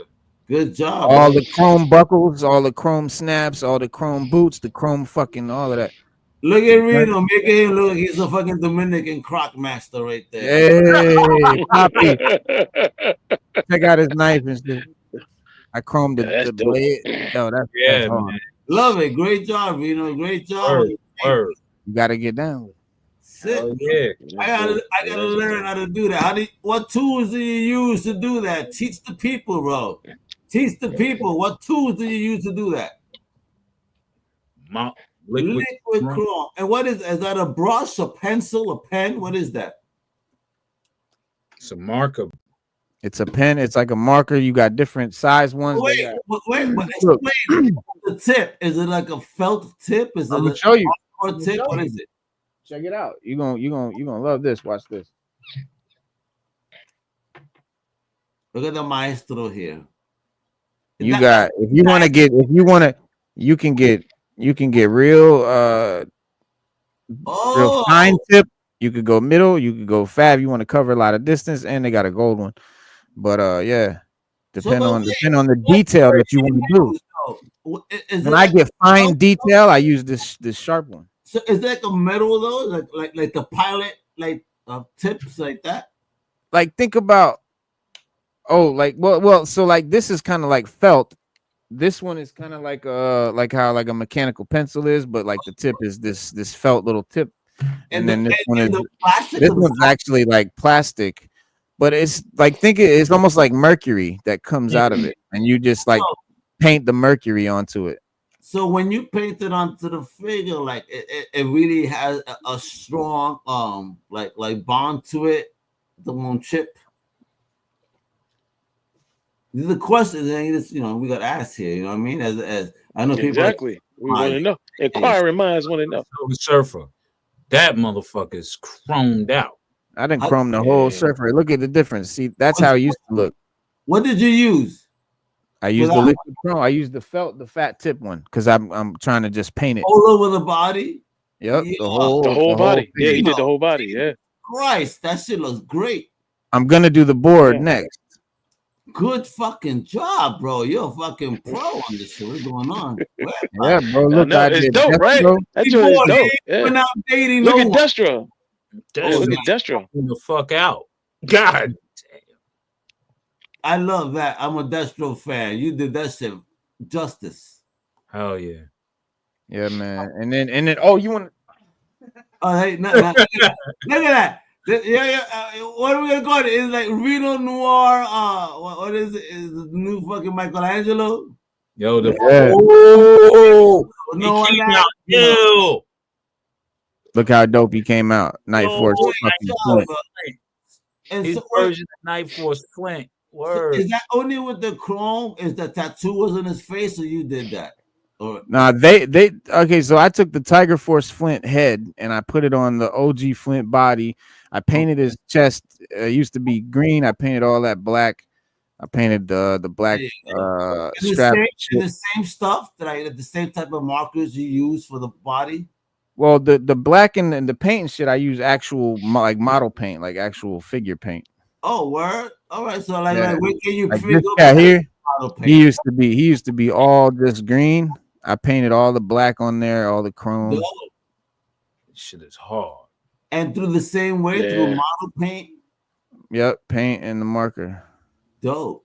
Yeah, that's hard. Yeah, now that look like some Call of Duty type. yeah, straight recon. Call of Duty, like he about to get it. Like that's hard. You know what though? If you Call of Duty, I don't think you want fucking chrome on your back. That's too shiny. Yeah, nah. It's definitely none of it's practical, but it looks cool on the figure. You know what I'm saying? You wouldn't want to be shiny in combat. Great job, right? My man. Yeah, I'm gonna send you some toys to fucking paint. What's going on here, bro? How much you charge per hour now? Oh, I gotta finish my dreadnoughts, bro. Look at that. Nice. Oh, I chromed the bike out and chromed him out. Where you get the bike, bro? Oh, with that's the Punisher, Marvel Legends Punisher bike. But I put the little Wu-Tang on it, but I painted it up. But yeah, I put the chrome all in his. Damn, man. I wish it would focus, but I can't get it to focus without putting the white back. For some reason, when I put the back on it, it focuses. Oh, the white back is so racist. I know, right? So I got a black back to see what happens. If it doesn't focus for sure, then you know it's really racist. The camera's focus is racist. It just needs to be something solid. There you go. So yeah, he chromed out. Yeah, that's dope though. That's hell yeah. A great job, bro. Yeah, my man murdering it. What's going on? You be bored, bro. I love it. Yeah, I mean, listen, I gotta do something to make it worthwhile, get my money's worth. Yeah, true. I think pour into your hobby and into the shit you like. Yeah, man. Do what you want, man. Fuck that. This Lay Wilson agrees. All about the hobby. People. They want you to be a master. You see, Reno Noir, you got to teach the folks, man. The Noir Nation over the 6th element of hip hop community, baby. Hell yeah. Each one teach one. As always. I love it, boy. You're doing a great job there, bro. I'm inspired myself. I love what you've done with the room, though. I'll tell you that much. I haven't been here in a minute, so I see the background how much it's changed. You've done a great job with this. Look at that shit. My man is murdering me. Look, my God, bro. He said, "My God." Yes, there's a whole bunch. I'm like, yo, bro. I don't know why it went off. Hold on. I thought my room was bad. I mean, my room was about to get real bad. I'm just trying to behave right now. It's kind of hard to tell on camera, but No, I could tell. Don't you worry. I've seen it before, so I could tell. It's Damn. wild. Yeah. Good stuff. God bless, bro. Word up. God bless, man. Oh, yeah, bro. I gotta fuck. Oh man. Yeah, you got mad shit. Just mad shit everywhere. Yeah. You have no idea. I'm gonna go to New Jersey. You got a little hallway now, yeah. My man got a fucking library. it's a row of shit over there. Yeah, because I didn't have no wall space. I just put the Batman shelf right in the middle, so it's shelves behind the Batman shelf with all the Marvel. You like my boy? My boy has.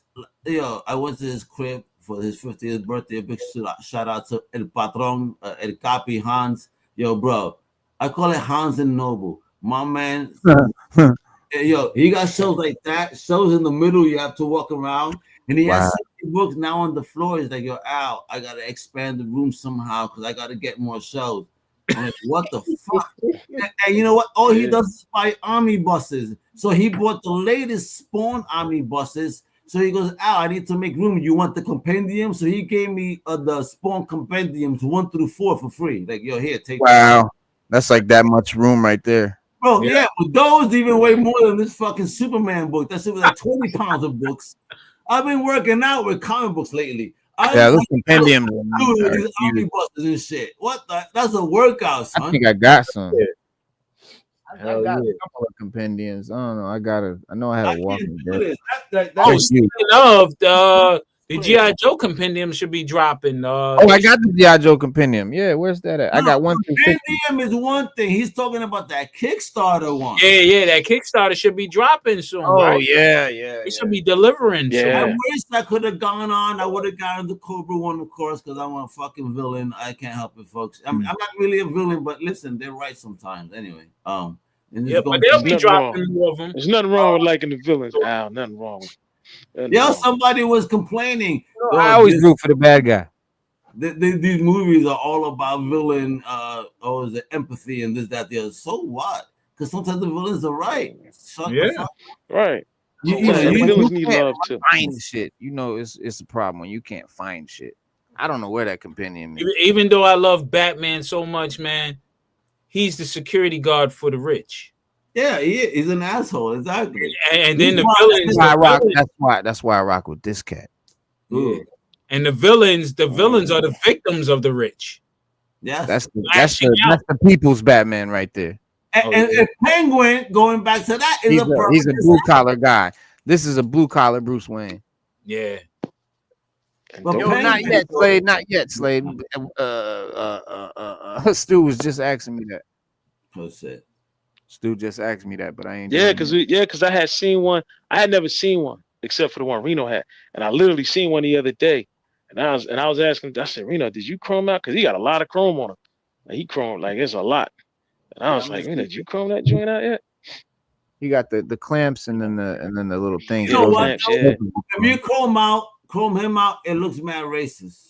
It's like, yo, why we need that?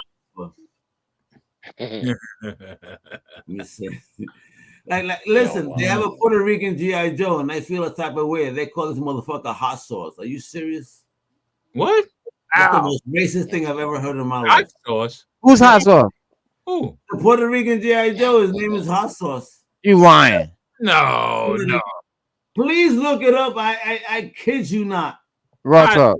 The only Raw talk. Look that shit up, bro. In the Bible right now. Yo, he's not in here. There's no hot sauce. I wouldn't know. It's new. It's a new character. A new character. His name is Hot Sauce. Oh, you mean in the comic books? Yeah. Oh, in the new comics. Yeah, he's gonna be a toy and everything. You see. Are you talking about in the Energon universe? Yeah. He's talking about the Energon. In the new current universe of comics. Or the new Larry Hama? Or the new Energon? Larry Hama is in the Energon. I ain't got to that part yet. Okay. Yeah, I ain't get to that part yet. Yeah, bro. Bro, look at the difference. Look at the difference. Damn, you got another one?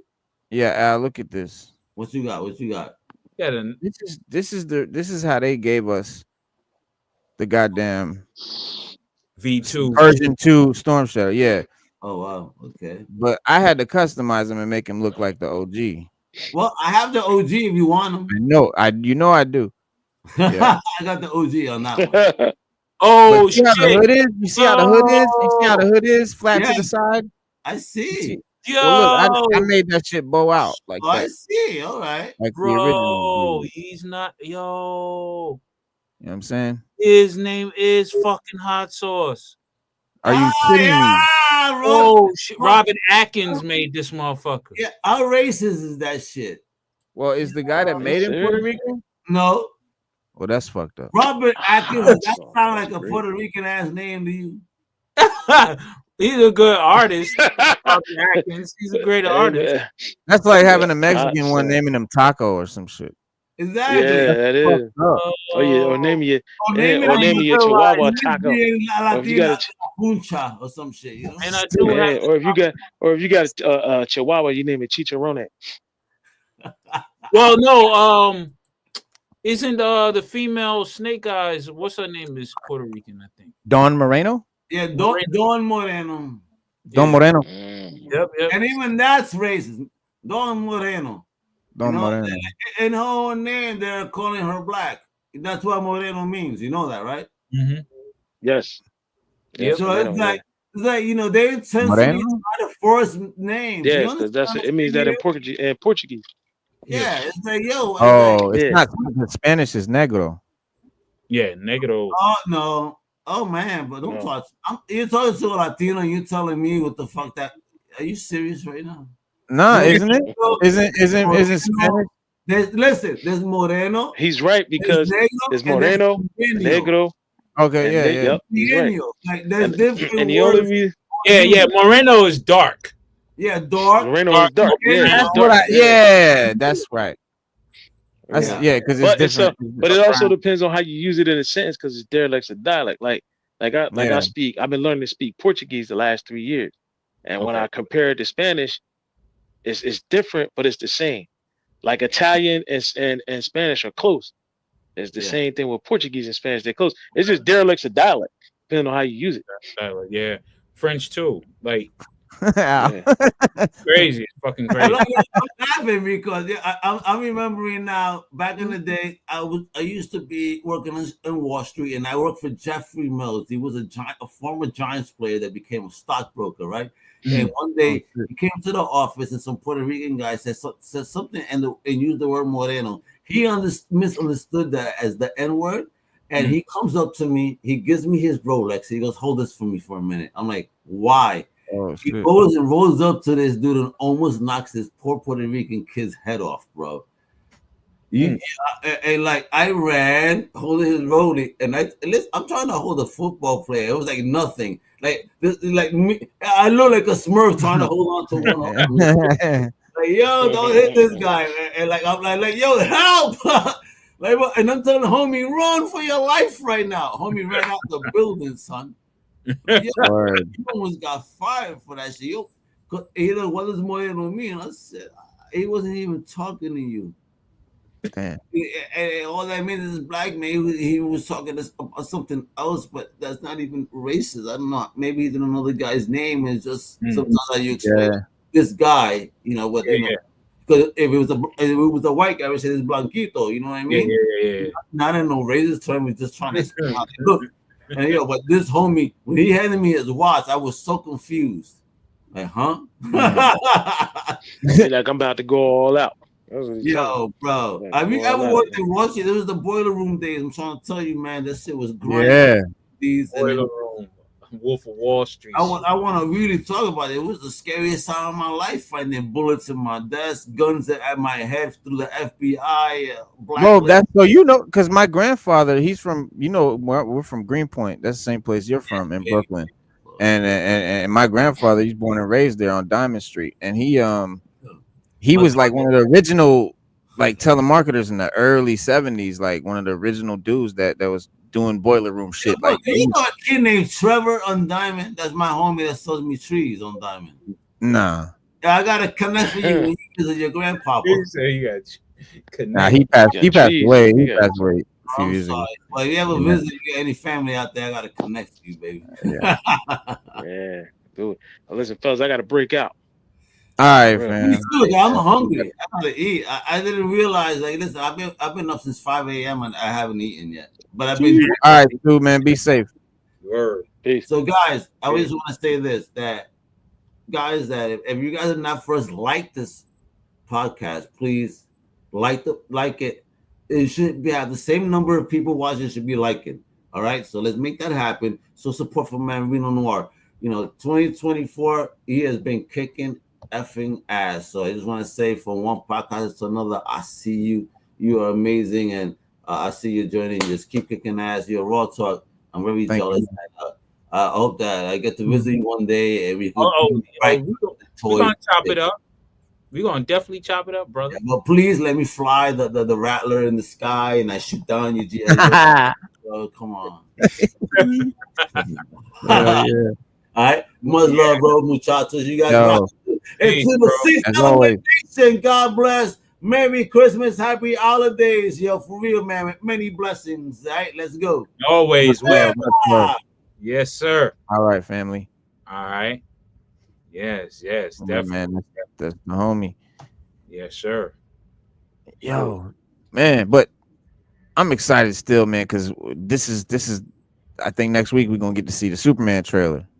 Oh, yeah. That's just coming out. Yeah, they talking about dropping the Superman trailer sometime between Monday and Friday. So okay. Yeah. I hope it's what I imagine it to be. Just have the shield and go. I'll be happy with that. I'll be like, yes. Yeah, just as simple. Well, they I mean, that was the only part of this report. He said because some previously thought that the new trailer could coincide with the recent finale of the Superman and Lois show, but that notion was definitely shut down. But as his main point was to mention that a dog is set to be the star of the first trailer. So basically, I think it's going to be his dog. Because he said also the star of the big Superman trailer debuting next week is apparently a dog. So Crypto, yeah, dope. Yeah. Because James Gunn posted a tribute to in October along with the second official Superman image, and based on his Instagram caption, which you can see Crypto sitting next to him.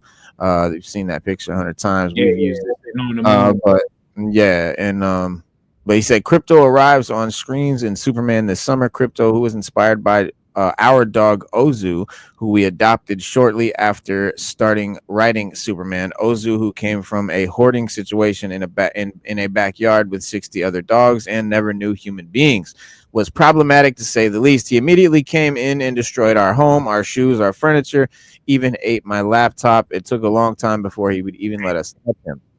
I remember thinking, gosh, how difficult would it be if Ozu had superpowers? And thus Crypto came into the script and changed the shape of the story as Ozu was changing my life.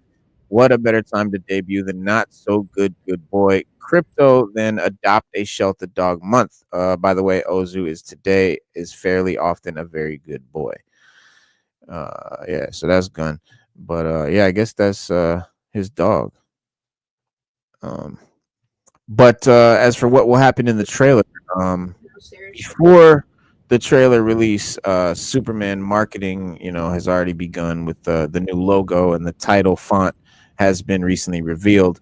But that pales in comparison to what this trailer will mean for fans and Warner Brothers as they try to market yet another Superman movie. So it's definitely a big, pressure is high for this joint, but potentially the highest of the year for any film. And so the trailer has a lot riding on it. It's going to set a lot of people's expectations, because the way the internet works now, people see that trailer, oh, that's everything. And it's ridiculous, because honestly, I couldn't give a fuck, because the trailer is irrelevant to me. It's a made up thing that is edited together and might not even be in the damn movie. That's not telling you what the movie's going to be like, in my opinion. It's just some sort of an ad with kind of a loose, maybe some imagery. But seeing Corrin Sweat's Clark Kent and Superman will be the biggest development, I think, especially as there are so many devoted Henry Cavill fans out there, you know what I'm saying, like myself. And so outside the Crypto causing chaos, the new Lois Lane and Lex Luthor will likely also feature in the trailer. So we should see a lot of those main characters, but it would be interesting to see who else pops up in there, as you know, as far as other characters or heroes like Hawk Girl or Guy Gardner or Mr. Terrific. I really hope that they don't show any of those characters in the trailer. I would hope that they leave that for the movie, but yeah, it's going to be a teaser, probably less than 90 seconds long. So not like you said, like maybe a logo. I think it's going to be the dog, you know, walking around, and we'll see the dog do something and at the end or something, you know, just a basic. Or they have the little, logo and the dog just lands on it, like yeah, like or the Daily Planet, you know, logo or whatever, and the dog is there or something like. But because regardless of what is officially shown, there's definitely you know, a wide range of reactions that footage is going to give. So we'll see what happens, but I hope it doesn't. I just hope it's not too divisive or doesn't make, you know, people aren't like, oh, the movie's gonna suck now, or because like man, irrelevant. I think it's gonna be all right, man. Yeah, I do too. Well, at least I hope, because people, I don't know, people want everything, man. Sometimes it's not good to have everything, man, in front of you. Sometimes it's just good to be pleasantly surprised. Like, yo, I'm happy that I didn't get to see anything in the trailers, because now I'm so excited while watching it, instead of trying to say, oh, that's that part from the trailer, or that's that part, or oh yeah, no. Surprise me, man. Yeah. Well, we know who's gonna be in it. We know what characters they're gonna do. So far, they've got these guys. It says that's the problem too, Reno. Like, why do we need to know who's in it? Just let them do this man movie and rock out. Why do we gotta know every character and the motivations of the character? But I understand it's an internet age. We're doing everything's about content. Yeah. But too much content to spoil everything. Like, I don't want to know shit. Yeah. That's why sometimes I just don't listen. I just like you said, man, that's the age we live in, and also when you have like these different franchises and these failed franchises and universes and shit, and they want to promote this new universe as being the better one and all that shit. It's like they want to show off why it's gonna be this or that, and so they want to show off these, and they end up, you know, spoiling shit, and it's unfortunate. But yeah, I mean, we got Superman. Well, they got Hawk Girl. They got Hawk Girl is Isabella Merced. She's pretty. Yeah. And then Mr. Terrific, Eddie Gathegi. He was in the X-Men. He was yeah. What's his name in X-Men? Darwin, yeah. So he gets get into a super. Hopefully they don't kill him in this one. I know, right? This dude is Guy Gardner. He looks like a Guy Gardner. I don't know. I've seen him in a couple things, but he doesn't give me the vibe of a Guy Gardner. Like, Guy Gardner is more of like a cocky. No, this guy, he's cocky. He's he was in what's that sci-fi joint? Firefly or some shit. Firefly, yeah, he's great in that. That was a great show, man. Yeah, he's real good. I thought he was more of like a laid back dude. I didn't really watch the shit. I don't know. Nah, watch Firefly, yo. He's a wild dude in that. He's like if Harrison Ford never played Han Solo, he could be Han Solo. Okay. That's him. That works. Yeah, that works. Yep. And we know that Jon Stewart and Hal Jordan are also cast to be in the DCU. So 3 Green Lanterns in the universe. That's gonna be heavy. I like it because for me, that just means it feels more like comics. It feels more like how comic books are. All those Green Lanterns are in the comics, so I don't mind seeing them in this universe, because I really like the idea of adapting the comics more accurately, more faithfully, just to do it. Like we've done all the other shit. We've done the armor and the MCU versions of stuff, and like I just want to see what it would be like to really accurately portray that shit from the comics. I think it would be good, because I think there's a reason these characters are popular, and there's a reason that they wanted to make movies about them in the first place, and it's because they're written so well and done so well and have such a memorable image and all that from the comics. So I think it, it makes sense to adapt it, but faithfully. But Metamorpho, I don't expect him to look really like this with all the different color suit and all that. But Anthony Kerrigan, he's a good actor and shit, and he definitely pulls off the hairless, bald look. But I don't know. It's not a character anyone's gonna have any expectations about, so he can play it any way he wants, and it's fine. Because nobody's ever seen. Same thing with this one, the engineer. She's fine. And then Venezuelan actress Maria Gabriela de Friera will appear as Angela Spica, better known as the Engineer, a member of the Authority who will likely return for the team's DCU ensemble movie. That means her body is right. And she has right. Yeah, and she has like a liquid body too. That's how her body's liquid nanites, like a liquid metal kind of thing. Which she can form, and create solid objects and augment her body in whatever shape and all that, and sort of harness other technological abilities. So she's pretty powerful and will make a good villain. Described as DC's answer to the boys, the Authority has been dubbed the anti-Justice League, as they have been called cynical, brutally pragmatic superheroes who are still basically good intentioned.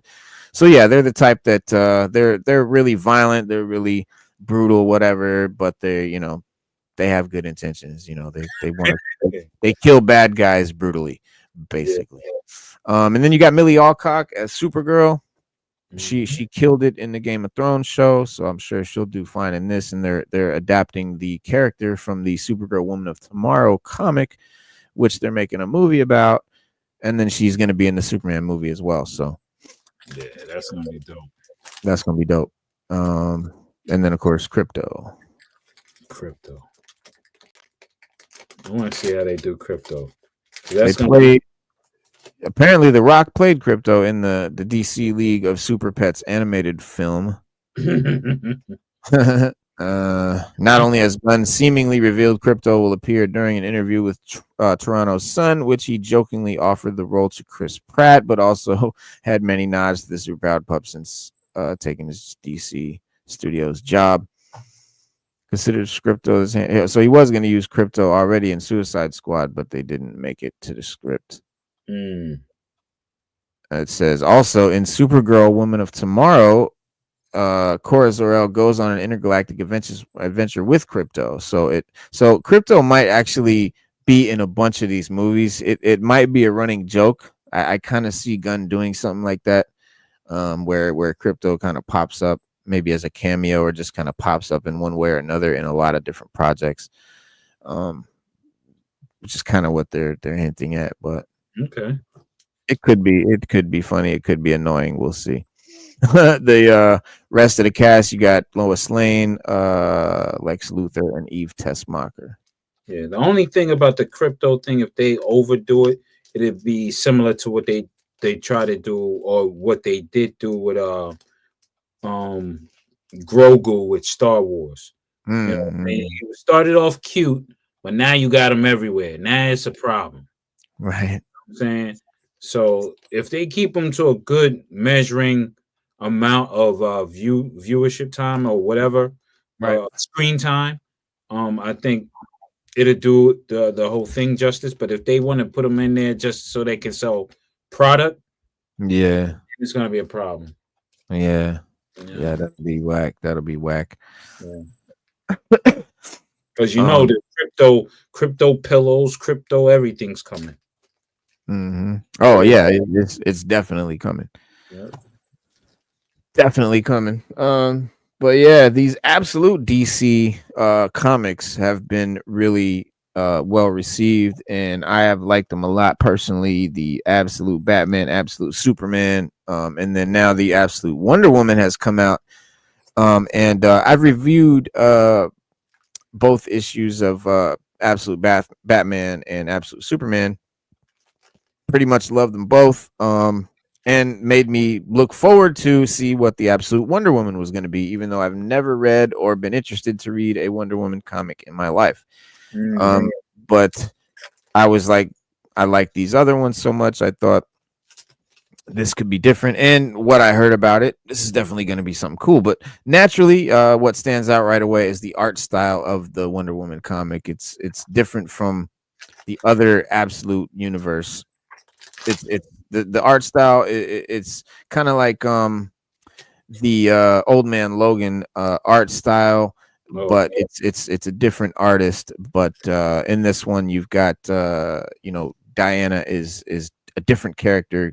She's riding atop of a skeleton horse that kind of is named Pegasus, and is she's got her armor, which is very different. The red, white, blue, and gold is traded for the black, red, and gray with animal fur. And it's a dope barbaric sort of look, and she which totally fits the absolute universe. And she wears a helmet nearly identical to Ares, so really cool looking helmet. And her sword, say what? Her father's helmet. Yeah. And then she's got this giant fucking sword, like a big ass Dragon Hunter Final Fantasy sword. And it's like Cloud, it looks just like Cloud. What's it called? Something, but I use the Buster Sword. Yeah, it's called the Buster Sword. Oh, Cloud. Yeah. You're talking about those big ass swords. These big square, big rectangle, big ass giant. Looks like a big ass plank. I call them the Korean head chopping swords, because a lot of Korean fantasy movies have those swords. Like, well, Final Fantasy 7, when the dude Cloud, he's got this giant. Yeah, but they also had these characters called Wind and Cloud or Storm Riders. That old kung fu type of fantasy, and they had those swords. It's like crazy. Yeah, they're massive. And in the beginning, at the end of the opening fight between Diana and some pterodactyl monsters that come out of a floating upside down pyramid in the sky, we learned that Diana was raised in hell. And I was, I had already known that she's going to be raised in hell. And I was I was like, oh, wow, this is going to be interesting. Like, she's from hell. Like, what's that about? And it totally, like, just kind of dropped off from me, man, when I read that it was actually a island called Hell. That Helena. It serves as it's like a prison for Cersei, and it's an island. And so it's an interesting concept, but a lot less interesting, I think, than if she was actually raised in hell. I thought that would have been interesting, like Hades or whatever. But we meet Apollo, whose design I found to be strange. He looks nearly identical to the Statue of Liberty if she was wearing a jumpsuit. And it was odd, but Apollo isn't around for long. Apollo delivers a baby Diana to Cersei, and informs her that she's the last of the Amazons who have apparently been punished for crimes against the gods. And so it's unclear if they've been completely wiped out, as Apollo calls her the last of the Amazons, but she says that she was taken to punish the Amazons. So it kind of doesn't make sense if she's the last of them, or did they take her from them to punish them? It can't be both. So we'll have to find out. But this is just issue 1. So, but if she is the last of them, why are the gods punishing a people that no longer exist? I mean, it doesn't make sense. So to add insult to injury, Apollo then declares that the word Amazon is banned and cannot be spoken ever. And so Cersei then tries to say the word and can't physically say the word. And we see Cersei not really care about her baby, Diana, at first, but eventually she decides to raise her. And as time goes on, Diana shows that she has a natural care for animals and creatures, and it would be a good plot element if she wasn't shown slaughtering loads of creatures a few pages earlier. But later, when Diana is older, she learns who she truly is, and is somehow able to say the word Amazon, and so the word that Apollo banned. And so it seemed like Apollo banned everyone from saying it, but maybe it was just Cersei. or Diana is somehow the only one immune to it. I don't know. Again, it's issue 1. We'll see. But the issue, and, like she has the blood of God, of the gods. So yeah, she would be impervious to it because yeah, she's I mean, so far it seems like she's not a god and doesn't. But because in this one, it's like the gods are punishing the Amazonians, like as they're they're punishing the gods are punishing them, so they're not gods if they're being punished by the gods, right? well, That's the way wasn't she born of a human and a god though? and this is different. Remember, this is the absolute universe. It's a whole different version of the characters, so not necessarily. And that's not how they this one I don't know yet, because again, it's just issue 1, so I don't want to say, but so far it doesn't seem that way. So far it seems like this is a different version, just like Batman, absolute Batman and absolute Superman, totally different versions of the characters. So it would I wouldn't be surprised if that's not the case here, because it doesn't seem to be. Although the Amazonians are not humans per se, like they're maybe like angels or whatever. I don't know, some level of supernatural or super being, I think. But again, we'll have to see like how it kind of unfolds. But the series as a whole doesn't really seem to have any overarching villain yet. You've got that big pyramid in the sky that I mentioned that was kind of upside down, spitting out kaiju size birds and fish humanoid hybrids that Diana has to fight. But through flashbacks, we see that Diana has accepted the role of protector of mankind, which she is why she's fighting this big monster. And so on the final page, we see this is Diana's version of the lasso of truth, which is red instead of yellow. But overall, it's an interesting take on the character. It's nowhere near as well written as Absolute Batman and Absolute Superman at all. Like, it's noticeably not. And Kelly Thompson writes a very unclear story with a few conflicting elements that they just don't make sense together. They kind of contradict. And does Diana create connections with creatures, or does she kill them instantly if they pose a threat? Right? Like which one is it? The word Amazon, is it banned for everyone, or just Cersei, or is Diana special in some way? The prospect of Diana being raised in actual hell was really exciting, and that's kind of how they promoted it. And then they reveal that hell is actually just this island prison for Cersei was a big letdown. But the standouts, I think, from the issue is her design, her redesign, her skeleton horse Pegasus. And the story behind the Amazons' crimes against the gods. So, like, the Amazons did something to offend the gods, and the people of the Amazon world, or whatever, the Amazon island, or whatever it is, whatever they are, not really sure yet, but they offended the gods in some way, and so that's basically what it's about. But because Absolute Batman and Superman are so good, I'm gonna read issue 2 of Wonder Woman. I'm gonna probably go to issue 3 with it. That's kind of how I do. I'll go 3 issues on any comic series. If by the 3rd comic I'm not into it, then I'll stop. Okay.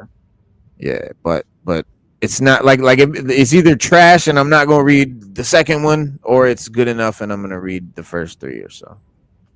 And this is good enough to read the first 3. Makes but sense. It's not good enough to be like, oh yeah, this is going on the pull list. Not yet. But yeah, if you're a big Wonder Woman fan, you may or may not like it, because it's definitely different than the OG Wonder Woman. But if you might like it if you do. Yeah. But the Batman too, the Absolute Batman issue 2 was dope. They really dope. He kind of has a new stealth mode that they kind of showed us with his new suits and shit like that. And it's shaping up again to be a dope Batman. I really like it so far. I love the idea behind it. The blue collar Bruce.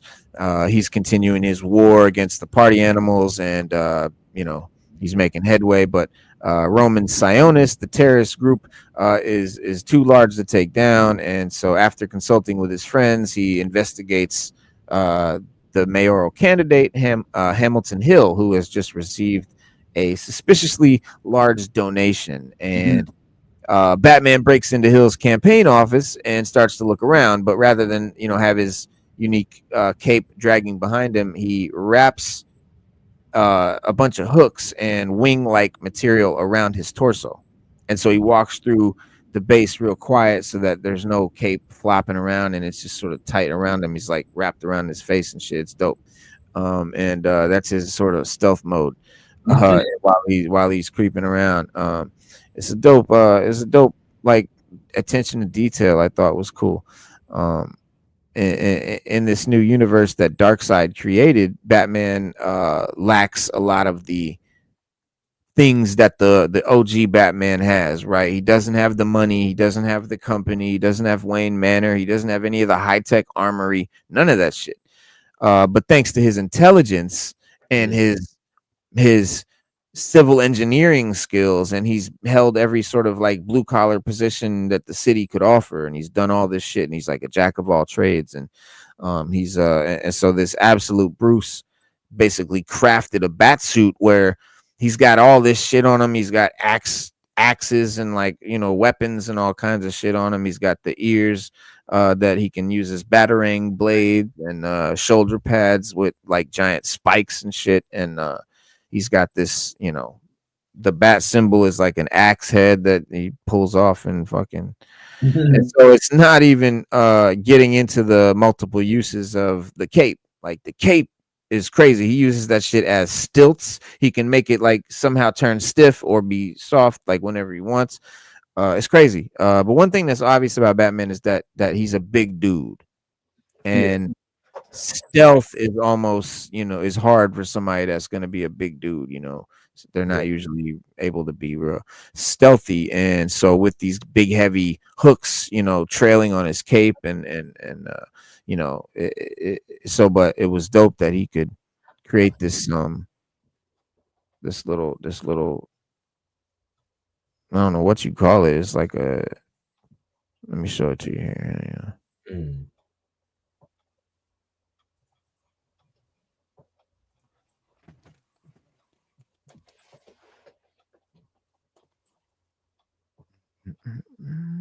The what? Oh, that's off the comment. Nice.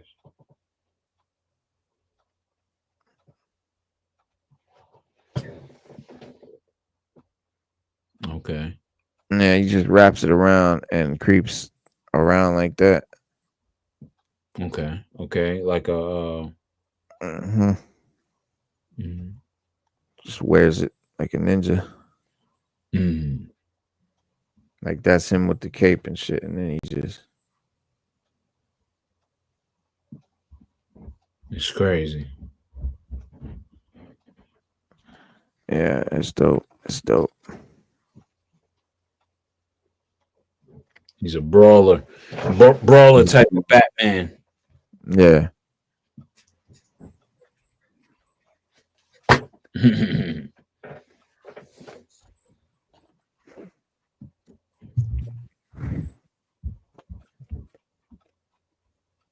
Or Batman. Shit.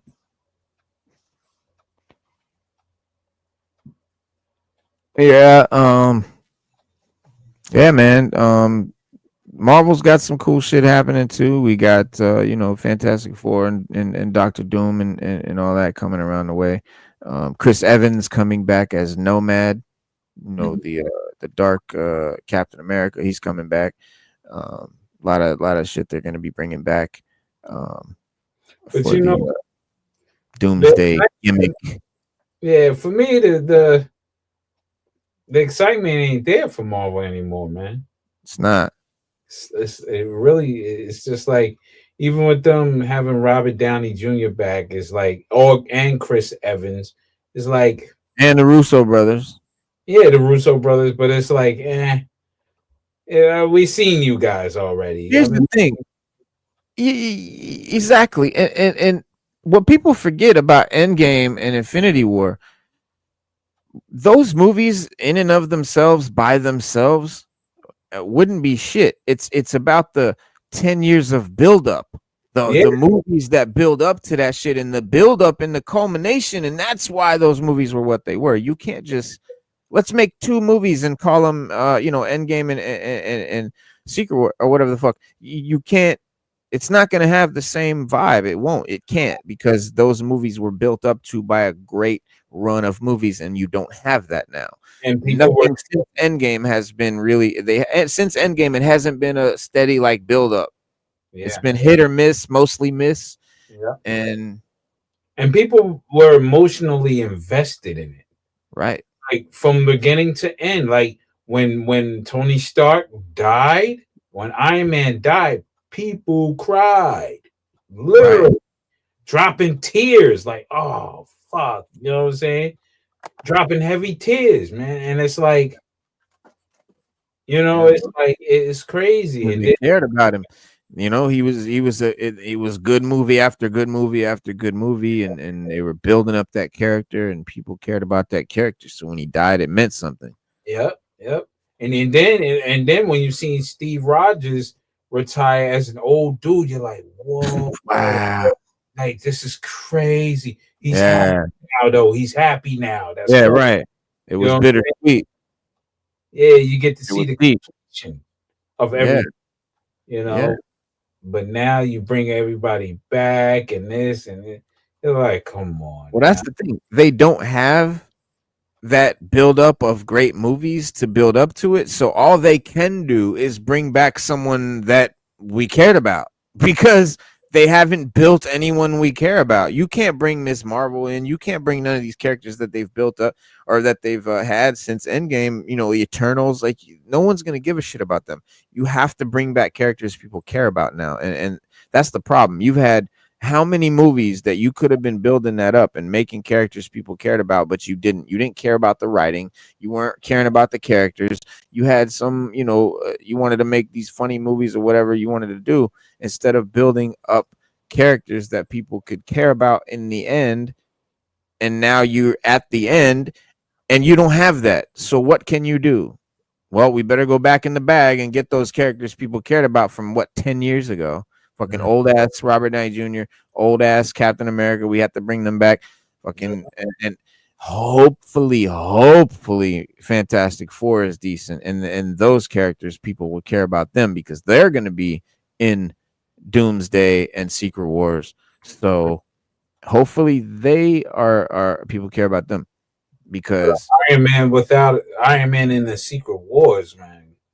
Well, they're going to have Tony Stark, they're gonna have Doom, they're gonna have Robert Downey Jr. as Doom, as Tony Stark. So this Doom, it's probably gonna be a Tony Stark who is Doom in another universe. So it's not gonna be like Robert Downey Jr. is playing Victor Von Doom. He's still gonna be playing a version of Tony Stark that is Dr. Doom. Okay. And so it's still going to be a character that that and care about. You're gonna be like, oh fuck, damn, this version of Tony is a dick. Like, that's crazy, or whatever. However they do it, and so that'll mean something. And then they might, if they're smart, they'll have him play some multiversal version of Tony, or some version of Tony that it harkens back to the original Tony, because that's not optimal. You and I agree. We don't want this. What I'm saying is they have no other fucking choice. Yeah, you're right. They they pushed themselves into a corner. Now they got no choice but to go back and do this dumbass gimmick shit. Man, my bad. I got the screen all fucking. It's all right.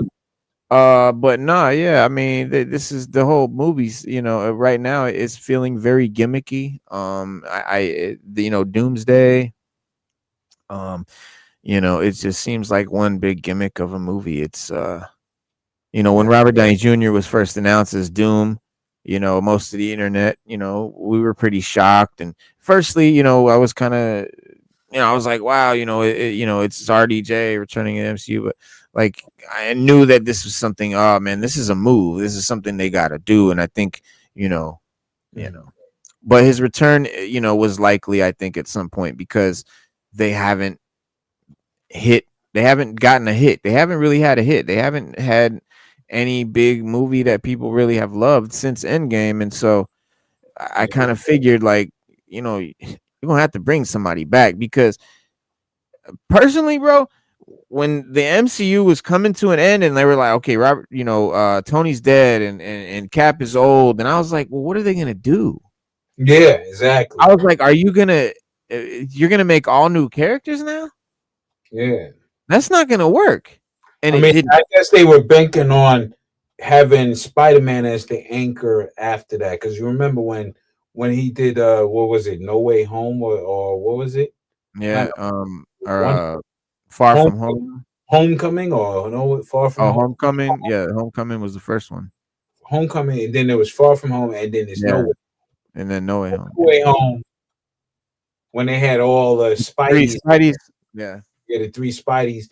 That was a big thing because of the meme.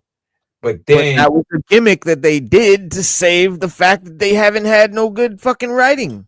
That's what I think. Yes, exactly. That's exactly what it was. And then, okay, now you want to anchor Spider-Man as the tentpole now to go forward, like as if like the comics. Because Spider-Man is the biggest thing for Marvel Comics besides the X-Men. Yeah. You know what I'm saying? So they're banking on that, but realizing y'all made superstars out of Iron Man and Captain America. Now, comic sales of Captain America and Iron Man does not measure up to Spider-Man's at all. You know what I'm saying? So, but with these great actors, you made a foundation and you killed them off. Why? It doesn't make sense. You keep them going, and just then like the comics do. Yeah, you know what I'm saying. No one ever really. No, you can't kill these characters. Why you think the Joker never dies? Like, why you think Batman don't never kill nobody? Because then the fucking great villains they wrote would be gone. Yeah, imagine if you killed off the Joker and fucking the Penguin and all these characters. What? And they had to just keep making new characters. They'd be fucking stupid by now. It'd be done. It wouldn't. It is. Marvel, I mean, I really do believe that the MCU is in trouble, man. I think they've been in trouble for a while, and I've known it. Yeah, and they keep teeter-tottering with Blade. I'm like, it's on now, it's off now. No, it's back on. No, it's off now. Oh, we didn't say we was gonna get rid of Blade, but he's still there. It's just not. Yeah, they just can't make this movie. What the fuck? Why like, can't you make the movie, dog? Like, come on. Because he's not Wesley. Get it together. Exactly. Wesley personified Blade so much that no actor could take on that fucking role. Because remember, he used his face. Now it'd be different if Blade had a mask. Right. But it was iconic. Blade is iconic in movies. When you hear Blade, you think of Wesley. He doesn't have a mask, right? Yeah, he doesn't have a mask. Just like, with Superman, like the iconic Superman that comes to your mind is Christopher Reeve. There's been many others. Every actor has to look like that. Yeah. Yep. So now with old boy, it's like, okay, he's nice and all, he's a great actor and a dope MC, but he's not Blade. Right. Yeah. And my brother pointed out that he was a dope MC. What's his name? Talking about Mahershala? Mahershala can rhyme, bro. Oh, word? Bars. Oh, shit. Serious bars. I believe it. Yeah, he was in. I mean, yeah. I'm surprised. Yeah, I mean, I'm not surprised. That Luke Cage movie was all hip hop dudes. Like that whole Luke Cage fucking ass. Like he was spitting. I forget. He was spitting with hieroglyphics and them cats with high roll. Really? Yeah, my brother showed back in the day. Yeah. Come on, back in the day. Yo, my brother showed me the vid, bro. I was like, dude Come was on, spitting man. lyrics. I mean, I lyrics. gotta Spit. I gotta pull this up right now. Yeah, pull it up. Like spitting bars, straight lyrics. I'm like, really? I thought Omar That, Epps was the that only. it doesn't surprise me that he spit. What surprised me that he was spitting back then Yeah, in the 90s. That's crazy. I don't. It's probably 90s or the late 90s to early 2000s or something like that. Yeah. Let me see. But yeah, man, because I know the only actor that I know that can truly really spit was Omar Epps, and Yeah. and who else? What you call it? From he played in the Green Mile. What's his name? He can spit too. Oh, the big dude that died. No. I'm talking about the what's his name? He played the dude on Eminem's side with the he played the Future, whatever his name was in that thing with the dreads. Oh, what's his name? Can't What's think of. the actor's name? He can spit too, because they all in what you call it in Sticky Fingers movie, Day in a Life. If you ever seen that, it's nothing but a hip opera. It's just rapping all through the whole shit. You know what I'm saying? Yeah, So I can't find it. Wait, this month. Let me see.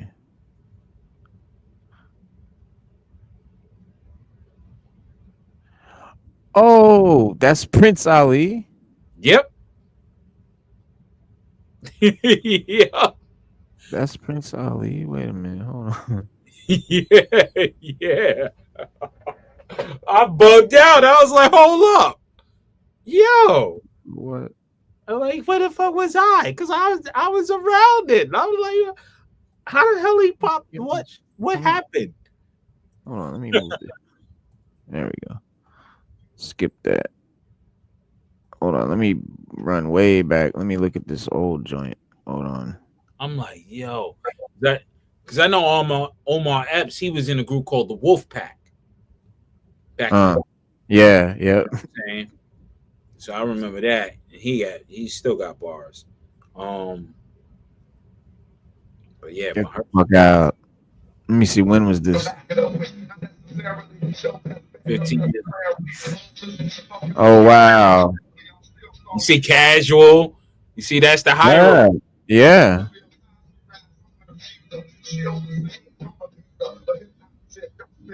Keith Murray.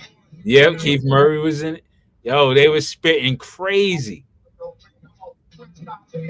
Prince Ali right there. Yeah.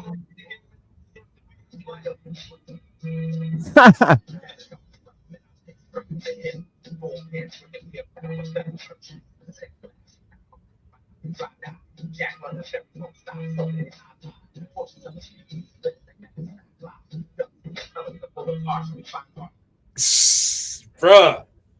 Yo, I'm like, okay, I see the relevance of him doing things. It's a whole another thing to me now, dog. Yes, exactly. It blew my brain. I was like, oh, okay. Now I know where he's from a hip hop lens. I'm like, okay, But you're certified. He always struck me as someone that I knew from something, but I never knew. Now I know why. Yeah, where he's from. I'm like, okay, he's certified. So yeah, he's certified, dog. He's certified now gives me a little bit more. Yeah. You know what I'm saying? Like, okay, I see where he's coming from. So he Yeah. has that. Yeah, so man. He can't be on no faking the funk stuff. Nah, bro. Like on some real, he's a real dude. Like, you know what I'm saying? He's not really the Hollywood dude you think he is. Like he was a rapper first type shit. That's crazy. Yeah, he's a real, you know what I'm saying? Rocking the siphon shirts. Come on, dude. Yeah. Come on. I'm like, yo. And he's spitting hella bars. And you know you got to be a spitter amongst them dudes, man. Yeah, exactly. And it ain't you really spit it. Like he's really, that's a writer. He really got it right. He's a writer, and he got his little voice. He got his little voice and shit. What you doing? You got his vocals. He's doing his vocal thing.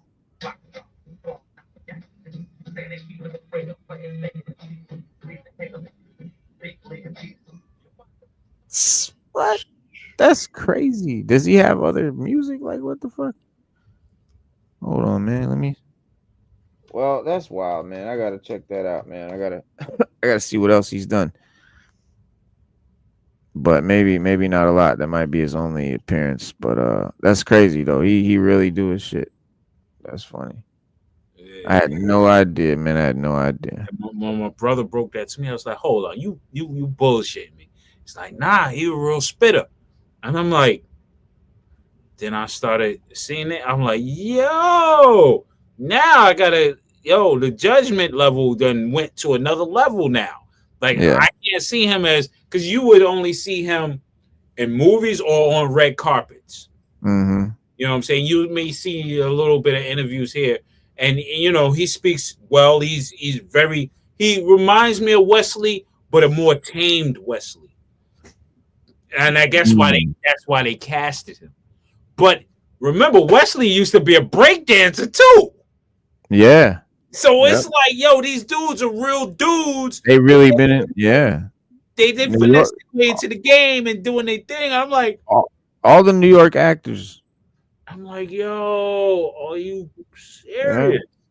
And I'm like, all right. Now I'm gonna give the man a little bit of leeway now. Right. You know what I'm saying? Right. Man. Speaking of hip hop, Andre 3000 said that this is crazy. This is actually interesting because, I'm a big fan of Andre. I'm a big fan of 3 Stacks and always have been since Southern Playlist to Cadillac. I got the vinyl, like that's my shit. Yeah. But that Flute album, it's not.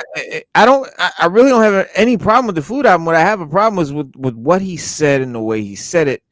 And instead of just being like, I just haven't been in. I noticed what he said, but like the way he put it, instead of just being like, I haven't been around rap. I haven't been around the studios. I haven't been around rappers. I haven't been rapping. I haven't been around that shit. I have just not been in the life. And so I don't feel like, I don't feel like I have nothing to rap about, but like trying to put it off on his age, that was just a bad look. And I'm glad that I feel like he's not backpedaling, but I feel like now he's getting it and admitting it. And this article was dope. It says Andre 3000 has long downplayed the possibility of making a solo rap album, but he's admitted that if anyone can inspire him to do so, it's Kendrick Lamar and Drake. The Outkast legend was asked about the prospect of recording a full-length rap project in a new interview with Rolling Stone and explained how the feuding hip-hop stars could help make it a reality. He said, I think what would help me make a rap album is being around rappers. You think so, Andre? When I moved to California, I wasn't writing. I've talked to Kendrick. We talked, listened to beats. Same with Drake. And as a rapper, they would be surprised to hear me say this. But at one point, I was like, man, it would be cool just to hang out with them and get the energy of rapping. And, unless you are a writer or you in hip, you might not realize this, but like when you around it, that's when the shit flows out. That's when you write, and that's when you get, your juices be flowing and shit. And like if you're not around it, you'll lose it. Like you'll lose that, that vibe and the competitive vibe that comes with reality. Right. And this is Andre 3000, like in a lot of people's top 5 lyricist category, like type dude. And he's saying that. So I know it's true. And so he said they do 4 or 5 songs a day. I'm like, what? I don't even go to the studio like that. I haven't touched my drum machine in ages.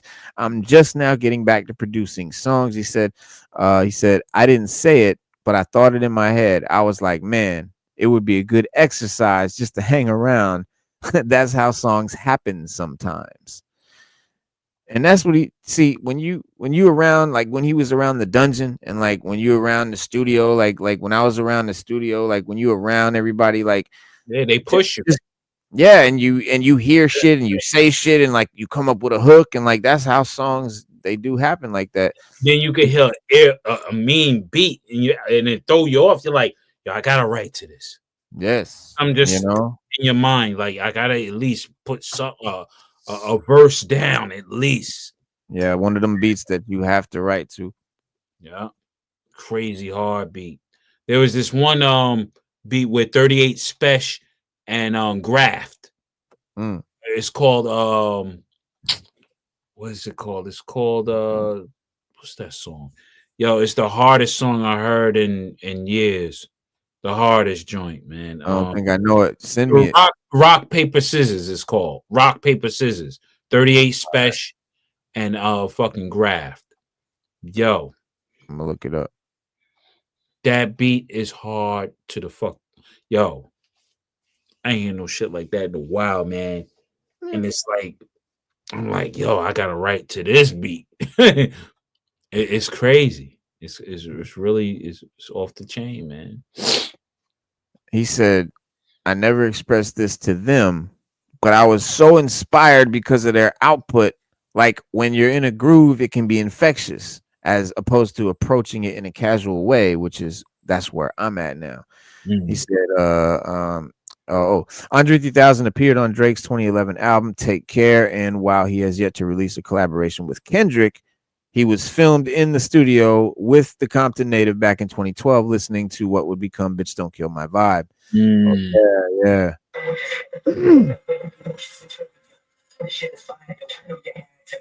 That's him right there. Yeah.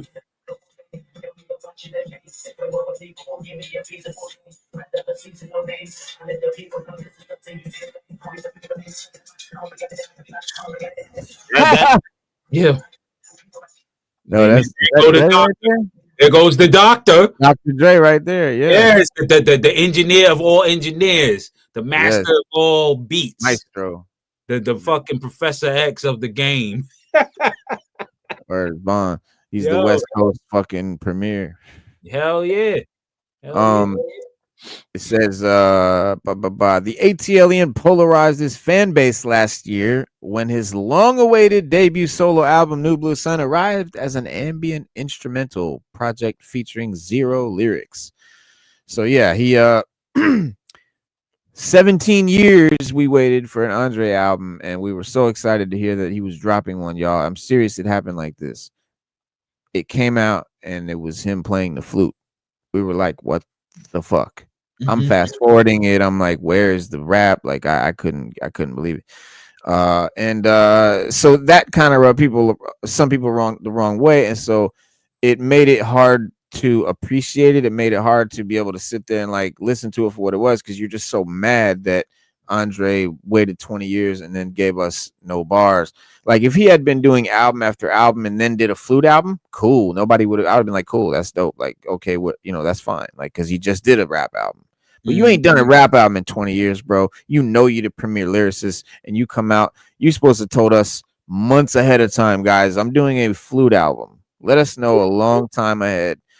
Don't drop it on us like that. But he frequently spoken about how playing the flute was an organic pivot that feeds both his spirit and soul, while the task of writing rhymes no longer comes naturally to him. However, Andre did admit in an interview with High Snobiety earlier that he would still relish the challenge of making a fire-ass rap album. Asked if he misses rapping, 3 Stacks said, I do. Before adding, I would love to make a rap album. I just think it'd be awesome challenge to do a fire-ass album at 48 years old. Thank you. But I understand where his brain was, man, because you think about it. When he came out, and that there was a period of time where the vibe was right for everybody, the collaborations, everything had moving parts, and they all synced well. Oh, yeah. They were grabbing people from Ludacris. You had Titty Boy and them. You had everybody, man. That was a golden age. Yeah, that was a special moment. So being that whole frequency changed, because he's big with frequencies. He's definitely big on that. And the frequency changed.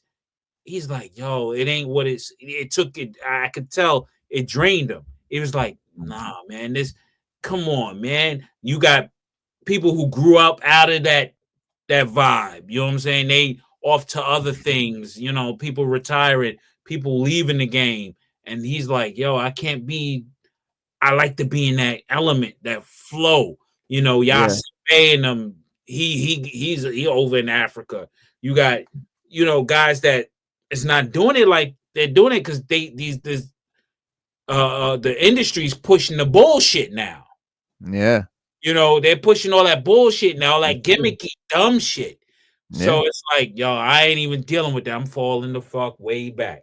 And that's it's just I think about Busta and Nas and Jay and guys that are still just dropping music, like amazing albums, like some of their best work. And it's like, that's crazy. Like it just hurts me that a guy that I think is definitely those names I just named, Busta, Nas, Jay, Andre 3000, those are all spoken within the same fucking, sentences. So like it kills me that like he could be, one of those Mount Rushmore motherfuckers and say that when these other dudes are steady dropping some of their best work in this prime of their life. You know what I mean? Like, we come hip hop is traditionally a young man's game, is traditionally, competitive, and all of this, but like we've never, it hasn't been around long enough to mature. So it's been a new thing. So let it mature. And like, now that the people that are doing it, and I don't mean the Melly Mel's and the original guys. I mean the guys in the golden age, the guys that perfected the art of rhyming, from Rakim and on, like that shit. Those guys are still doing music, and they should mature, just like rock and roll artists of that age. They're still making music too. There's no reason that hip hop can't continue to evolve and grow just like we are. As long as other genres of music have had a chance to do that, hip hop hasn't. That's the only thing. And I think. Go ahead. No, go ahead, bro. Go ahead, finish. Oh, I think like it's dope when our favorite artists back in the day, they're still making music. I love that, man. I love it especially when it's good. Now, if they ain't got it no more and they're putting out some bullshit, that's one thing. That's sad. That's tragic. But I haven't seen that really. Like, none of my favorite artists that have put out music recently, I've liked it, all of it. Ghostface, Jay, Nas, Busta, all these dudes, like whenever they put out recent music, I've loved it. I think it's some of their best music. But with Andre, he's different, bro. He's, we used to say you had artists and you had artistes. Mm-hmm. He's that artist. I know what you mean. Yeah. You see what I'm saying? Like he's critical of himself, but at the same time, he don't want you to peg him into one hole. You know what I'm saying? You can't box him in. His ways and means, how he flows is like, yo, is extraordinary. He's on some Bruce Lee shit for lyrical shit. Yeah. He's definitely on that mode. You know what I'm saying? And that only comes around ever so often when you got a real dude like that can, like, he can do anything, but he's critical of himself, but he's also peeping out the atmosphere and stuff like that. And sometimes that throws you off energy wise. So that's the thing. When the energy comes back, I think that's when he'll reemerge. You'll be like, yo, because like right now, you see a lot of vets dropping some fly shit right now. Yeah, their best lyrics. Even Jim Jones. I'm like, this dude is spitting like he's 20. Right. I'm like, oh, you got all these guys coming out spitting. You got my man Graf came out with this song with the Rockefeller dudes called the Rock Chain or whatever. My Rockefeller Chain. I'm like, no, these dudes is spitting. I'm like, Freeway. I'm like, yo, hold up. Everybody's coming out the woodwork again. Spitting. Yeah, bro. It's a beautiful time. Yeah, that's what I mean. Because like I said, man, people people don't realize like hip hop is a new thing. It's a new genre. It just fucking came. It really, people can say the 70s, man, hip hop really became what it was in the 80s. That's when hip hop really became what it was, let's be honest. And it really became it evolved into its perfect self in the 90s. And you know what I'm saying? But that's just the genesis. That's just the birth. This thing has to cultivate it blew up. It became the biggest genre of music and really media in the world. On every continent, in every country, there is a scene. There is a hip hop scene, and it's even bigger in other countries than it is in the United States anymore. It's more hip hop. It's more hip hop in Europe than in New York. Hell yeah, that's a fact. Yo, that right there, that missionary. Yo, you seen it? About to watch it. You can do that, or you gonna speed it up or slow it down or whatever.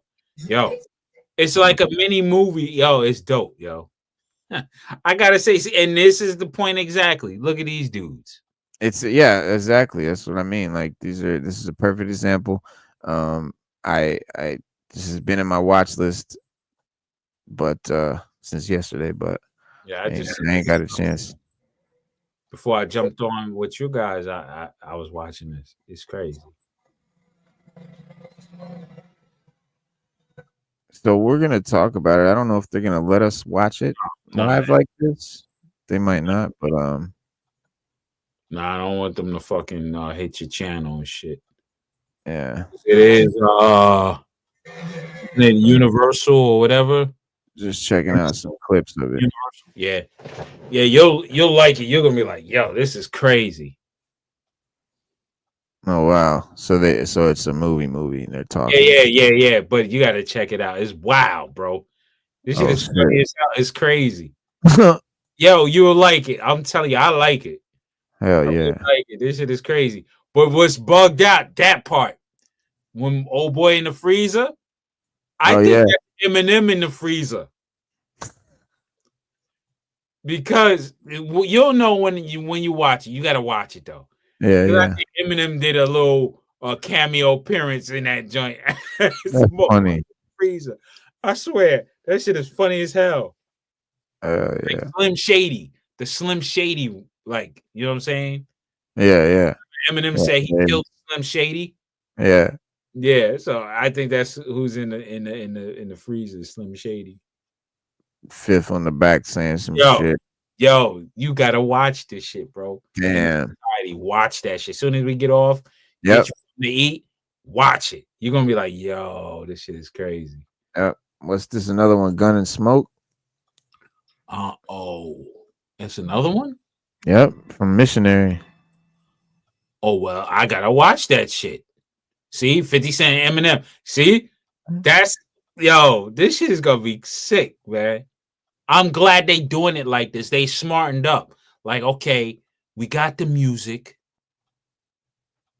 but we can't sell it like we used to do back in the day. We got to give them visuals to it. So this is what it is now. It's like we're going to give you everything in visuals. The music is going to be accompanied by visuals. Right. For streaming purposes. And I think that's dope. Oh, fuck that. It's the whole album. The whole Missionary album. Yeah, I'm gonna check that out. Oh Lord, yeah, it's the whole album. Yeah, I'm gonna have to but that movie though. Yeah, that movie. Yeah, this shit is tough. That's what I wanted the Wu to do, man. And I asked him about that. I was like, yo, yeah, man. With all the shit y'all have, you could make movies out of your shit, like even animation. Why? Man. Ghost and Ray is animation alone, B. Yeah, I know. I never and with the little comic dabblings and little comic book covers and shit. Like, why don't they really go in? I never understood that.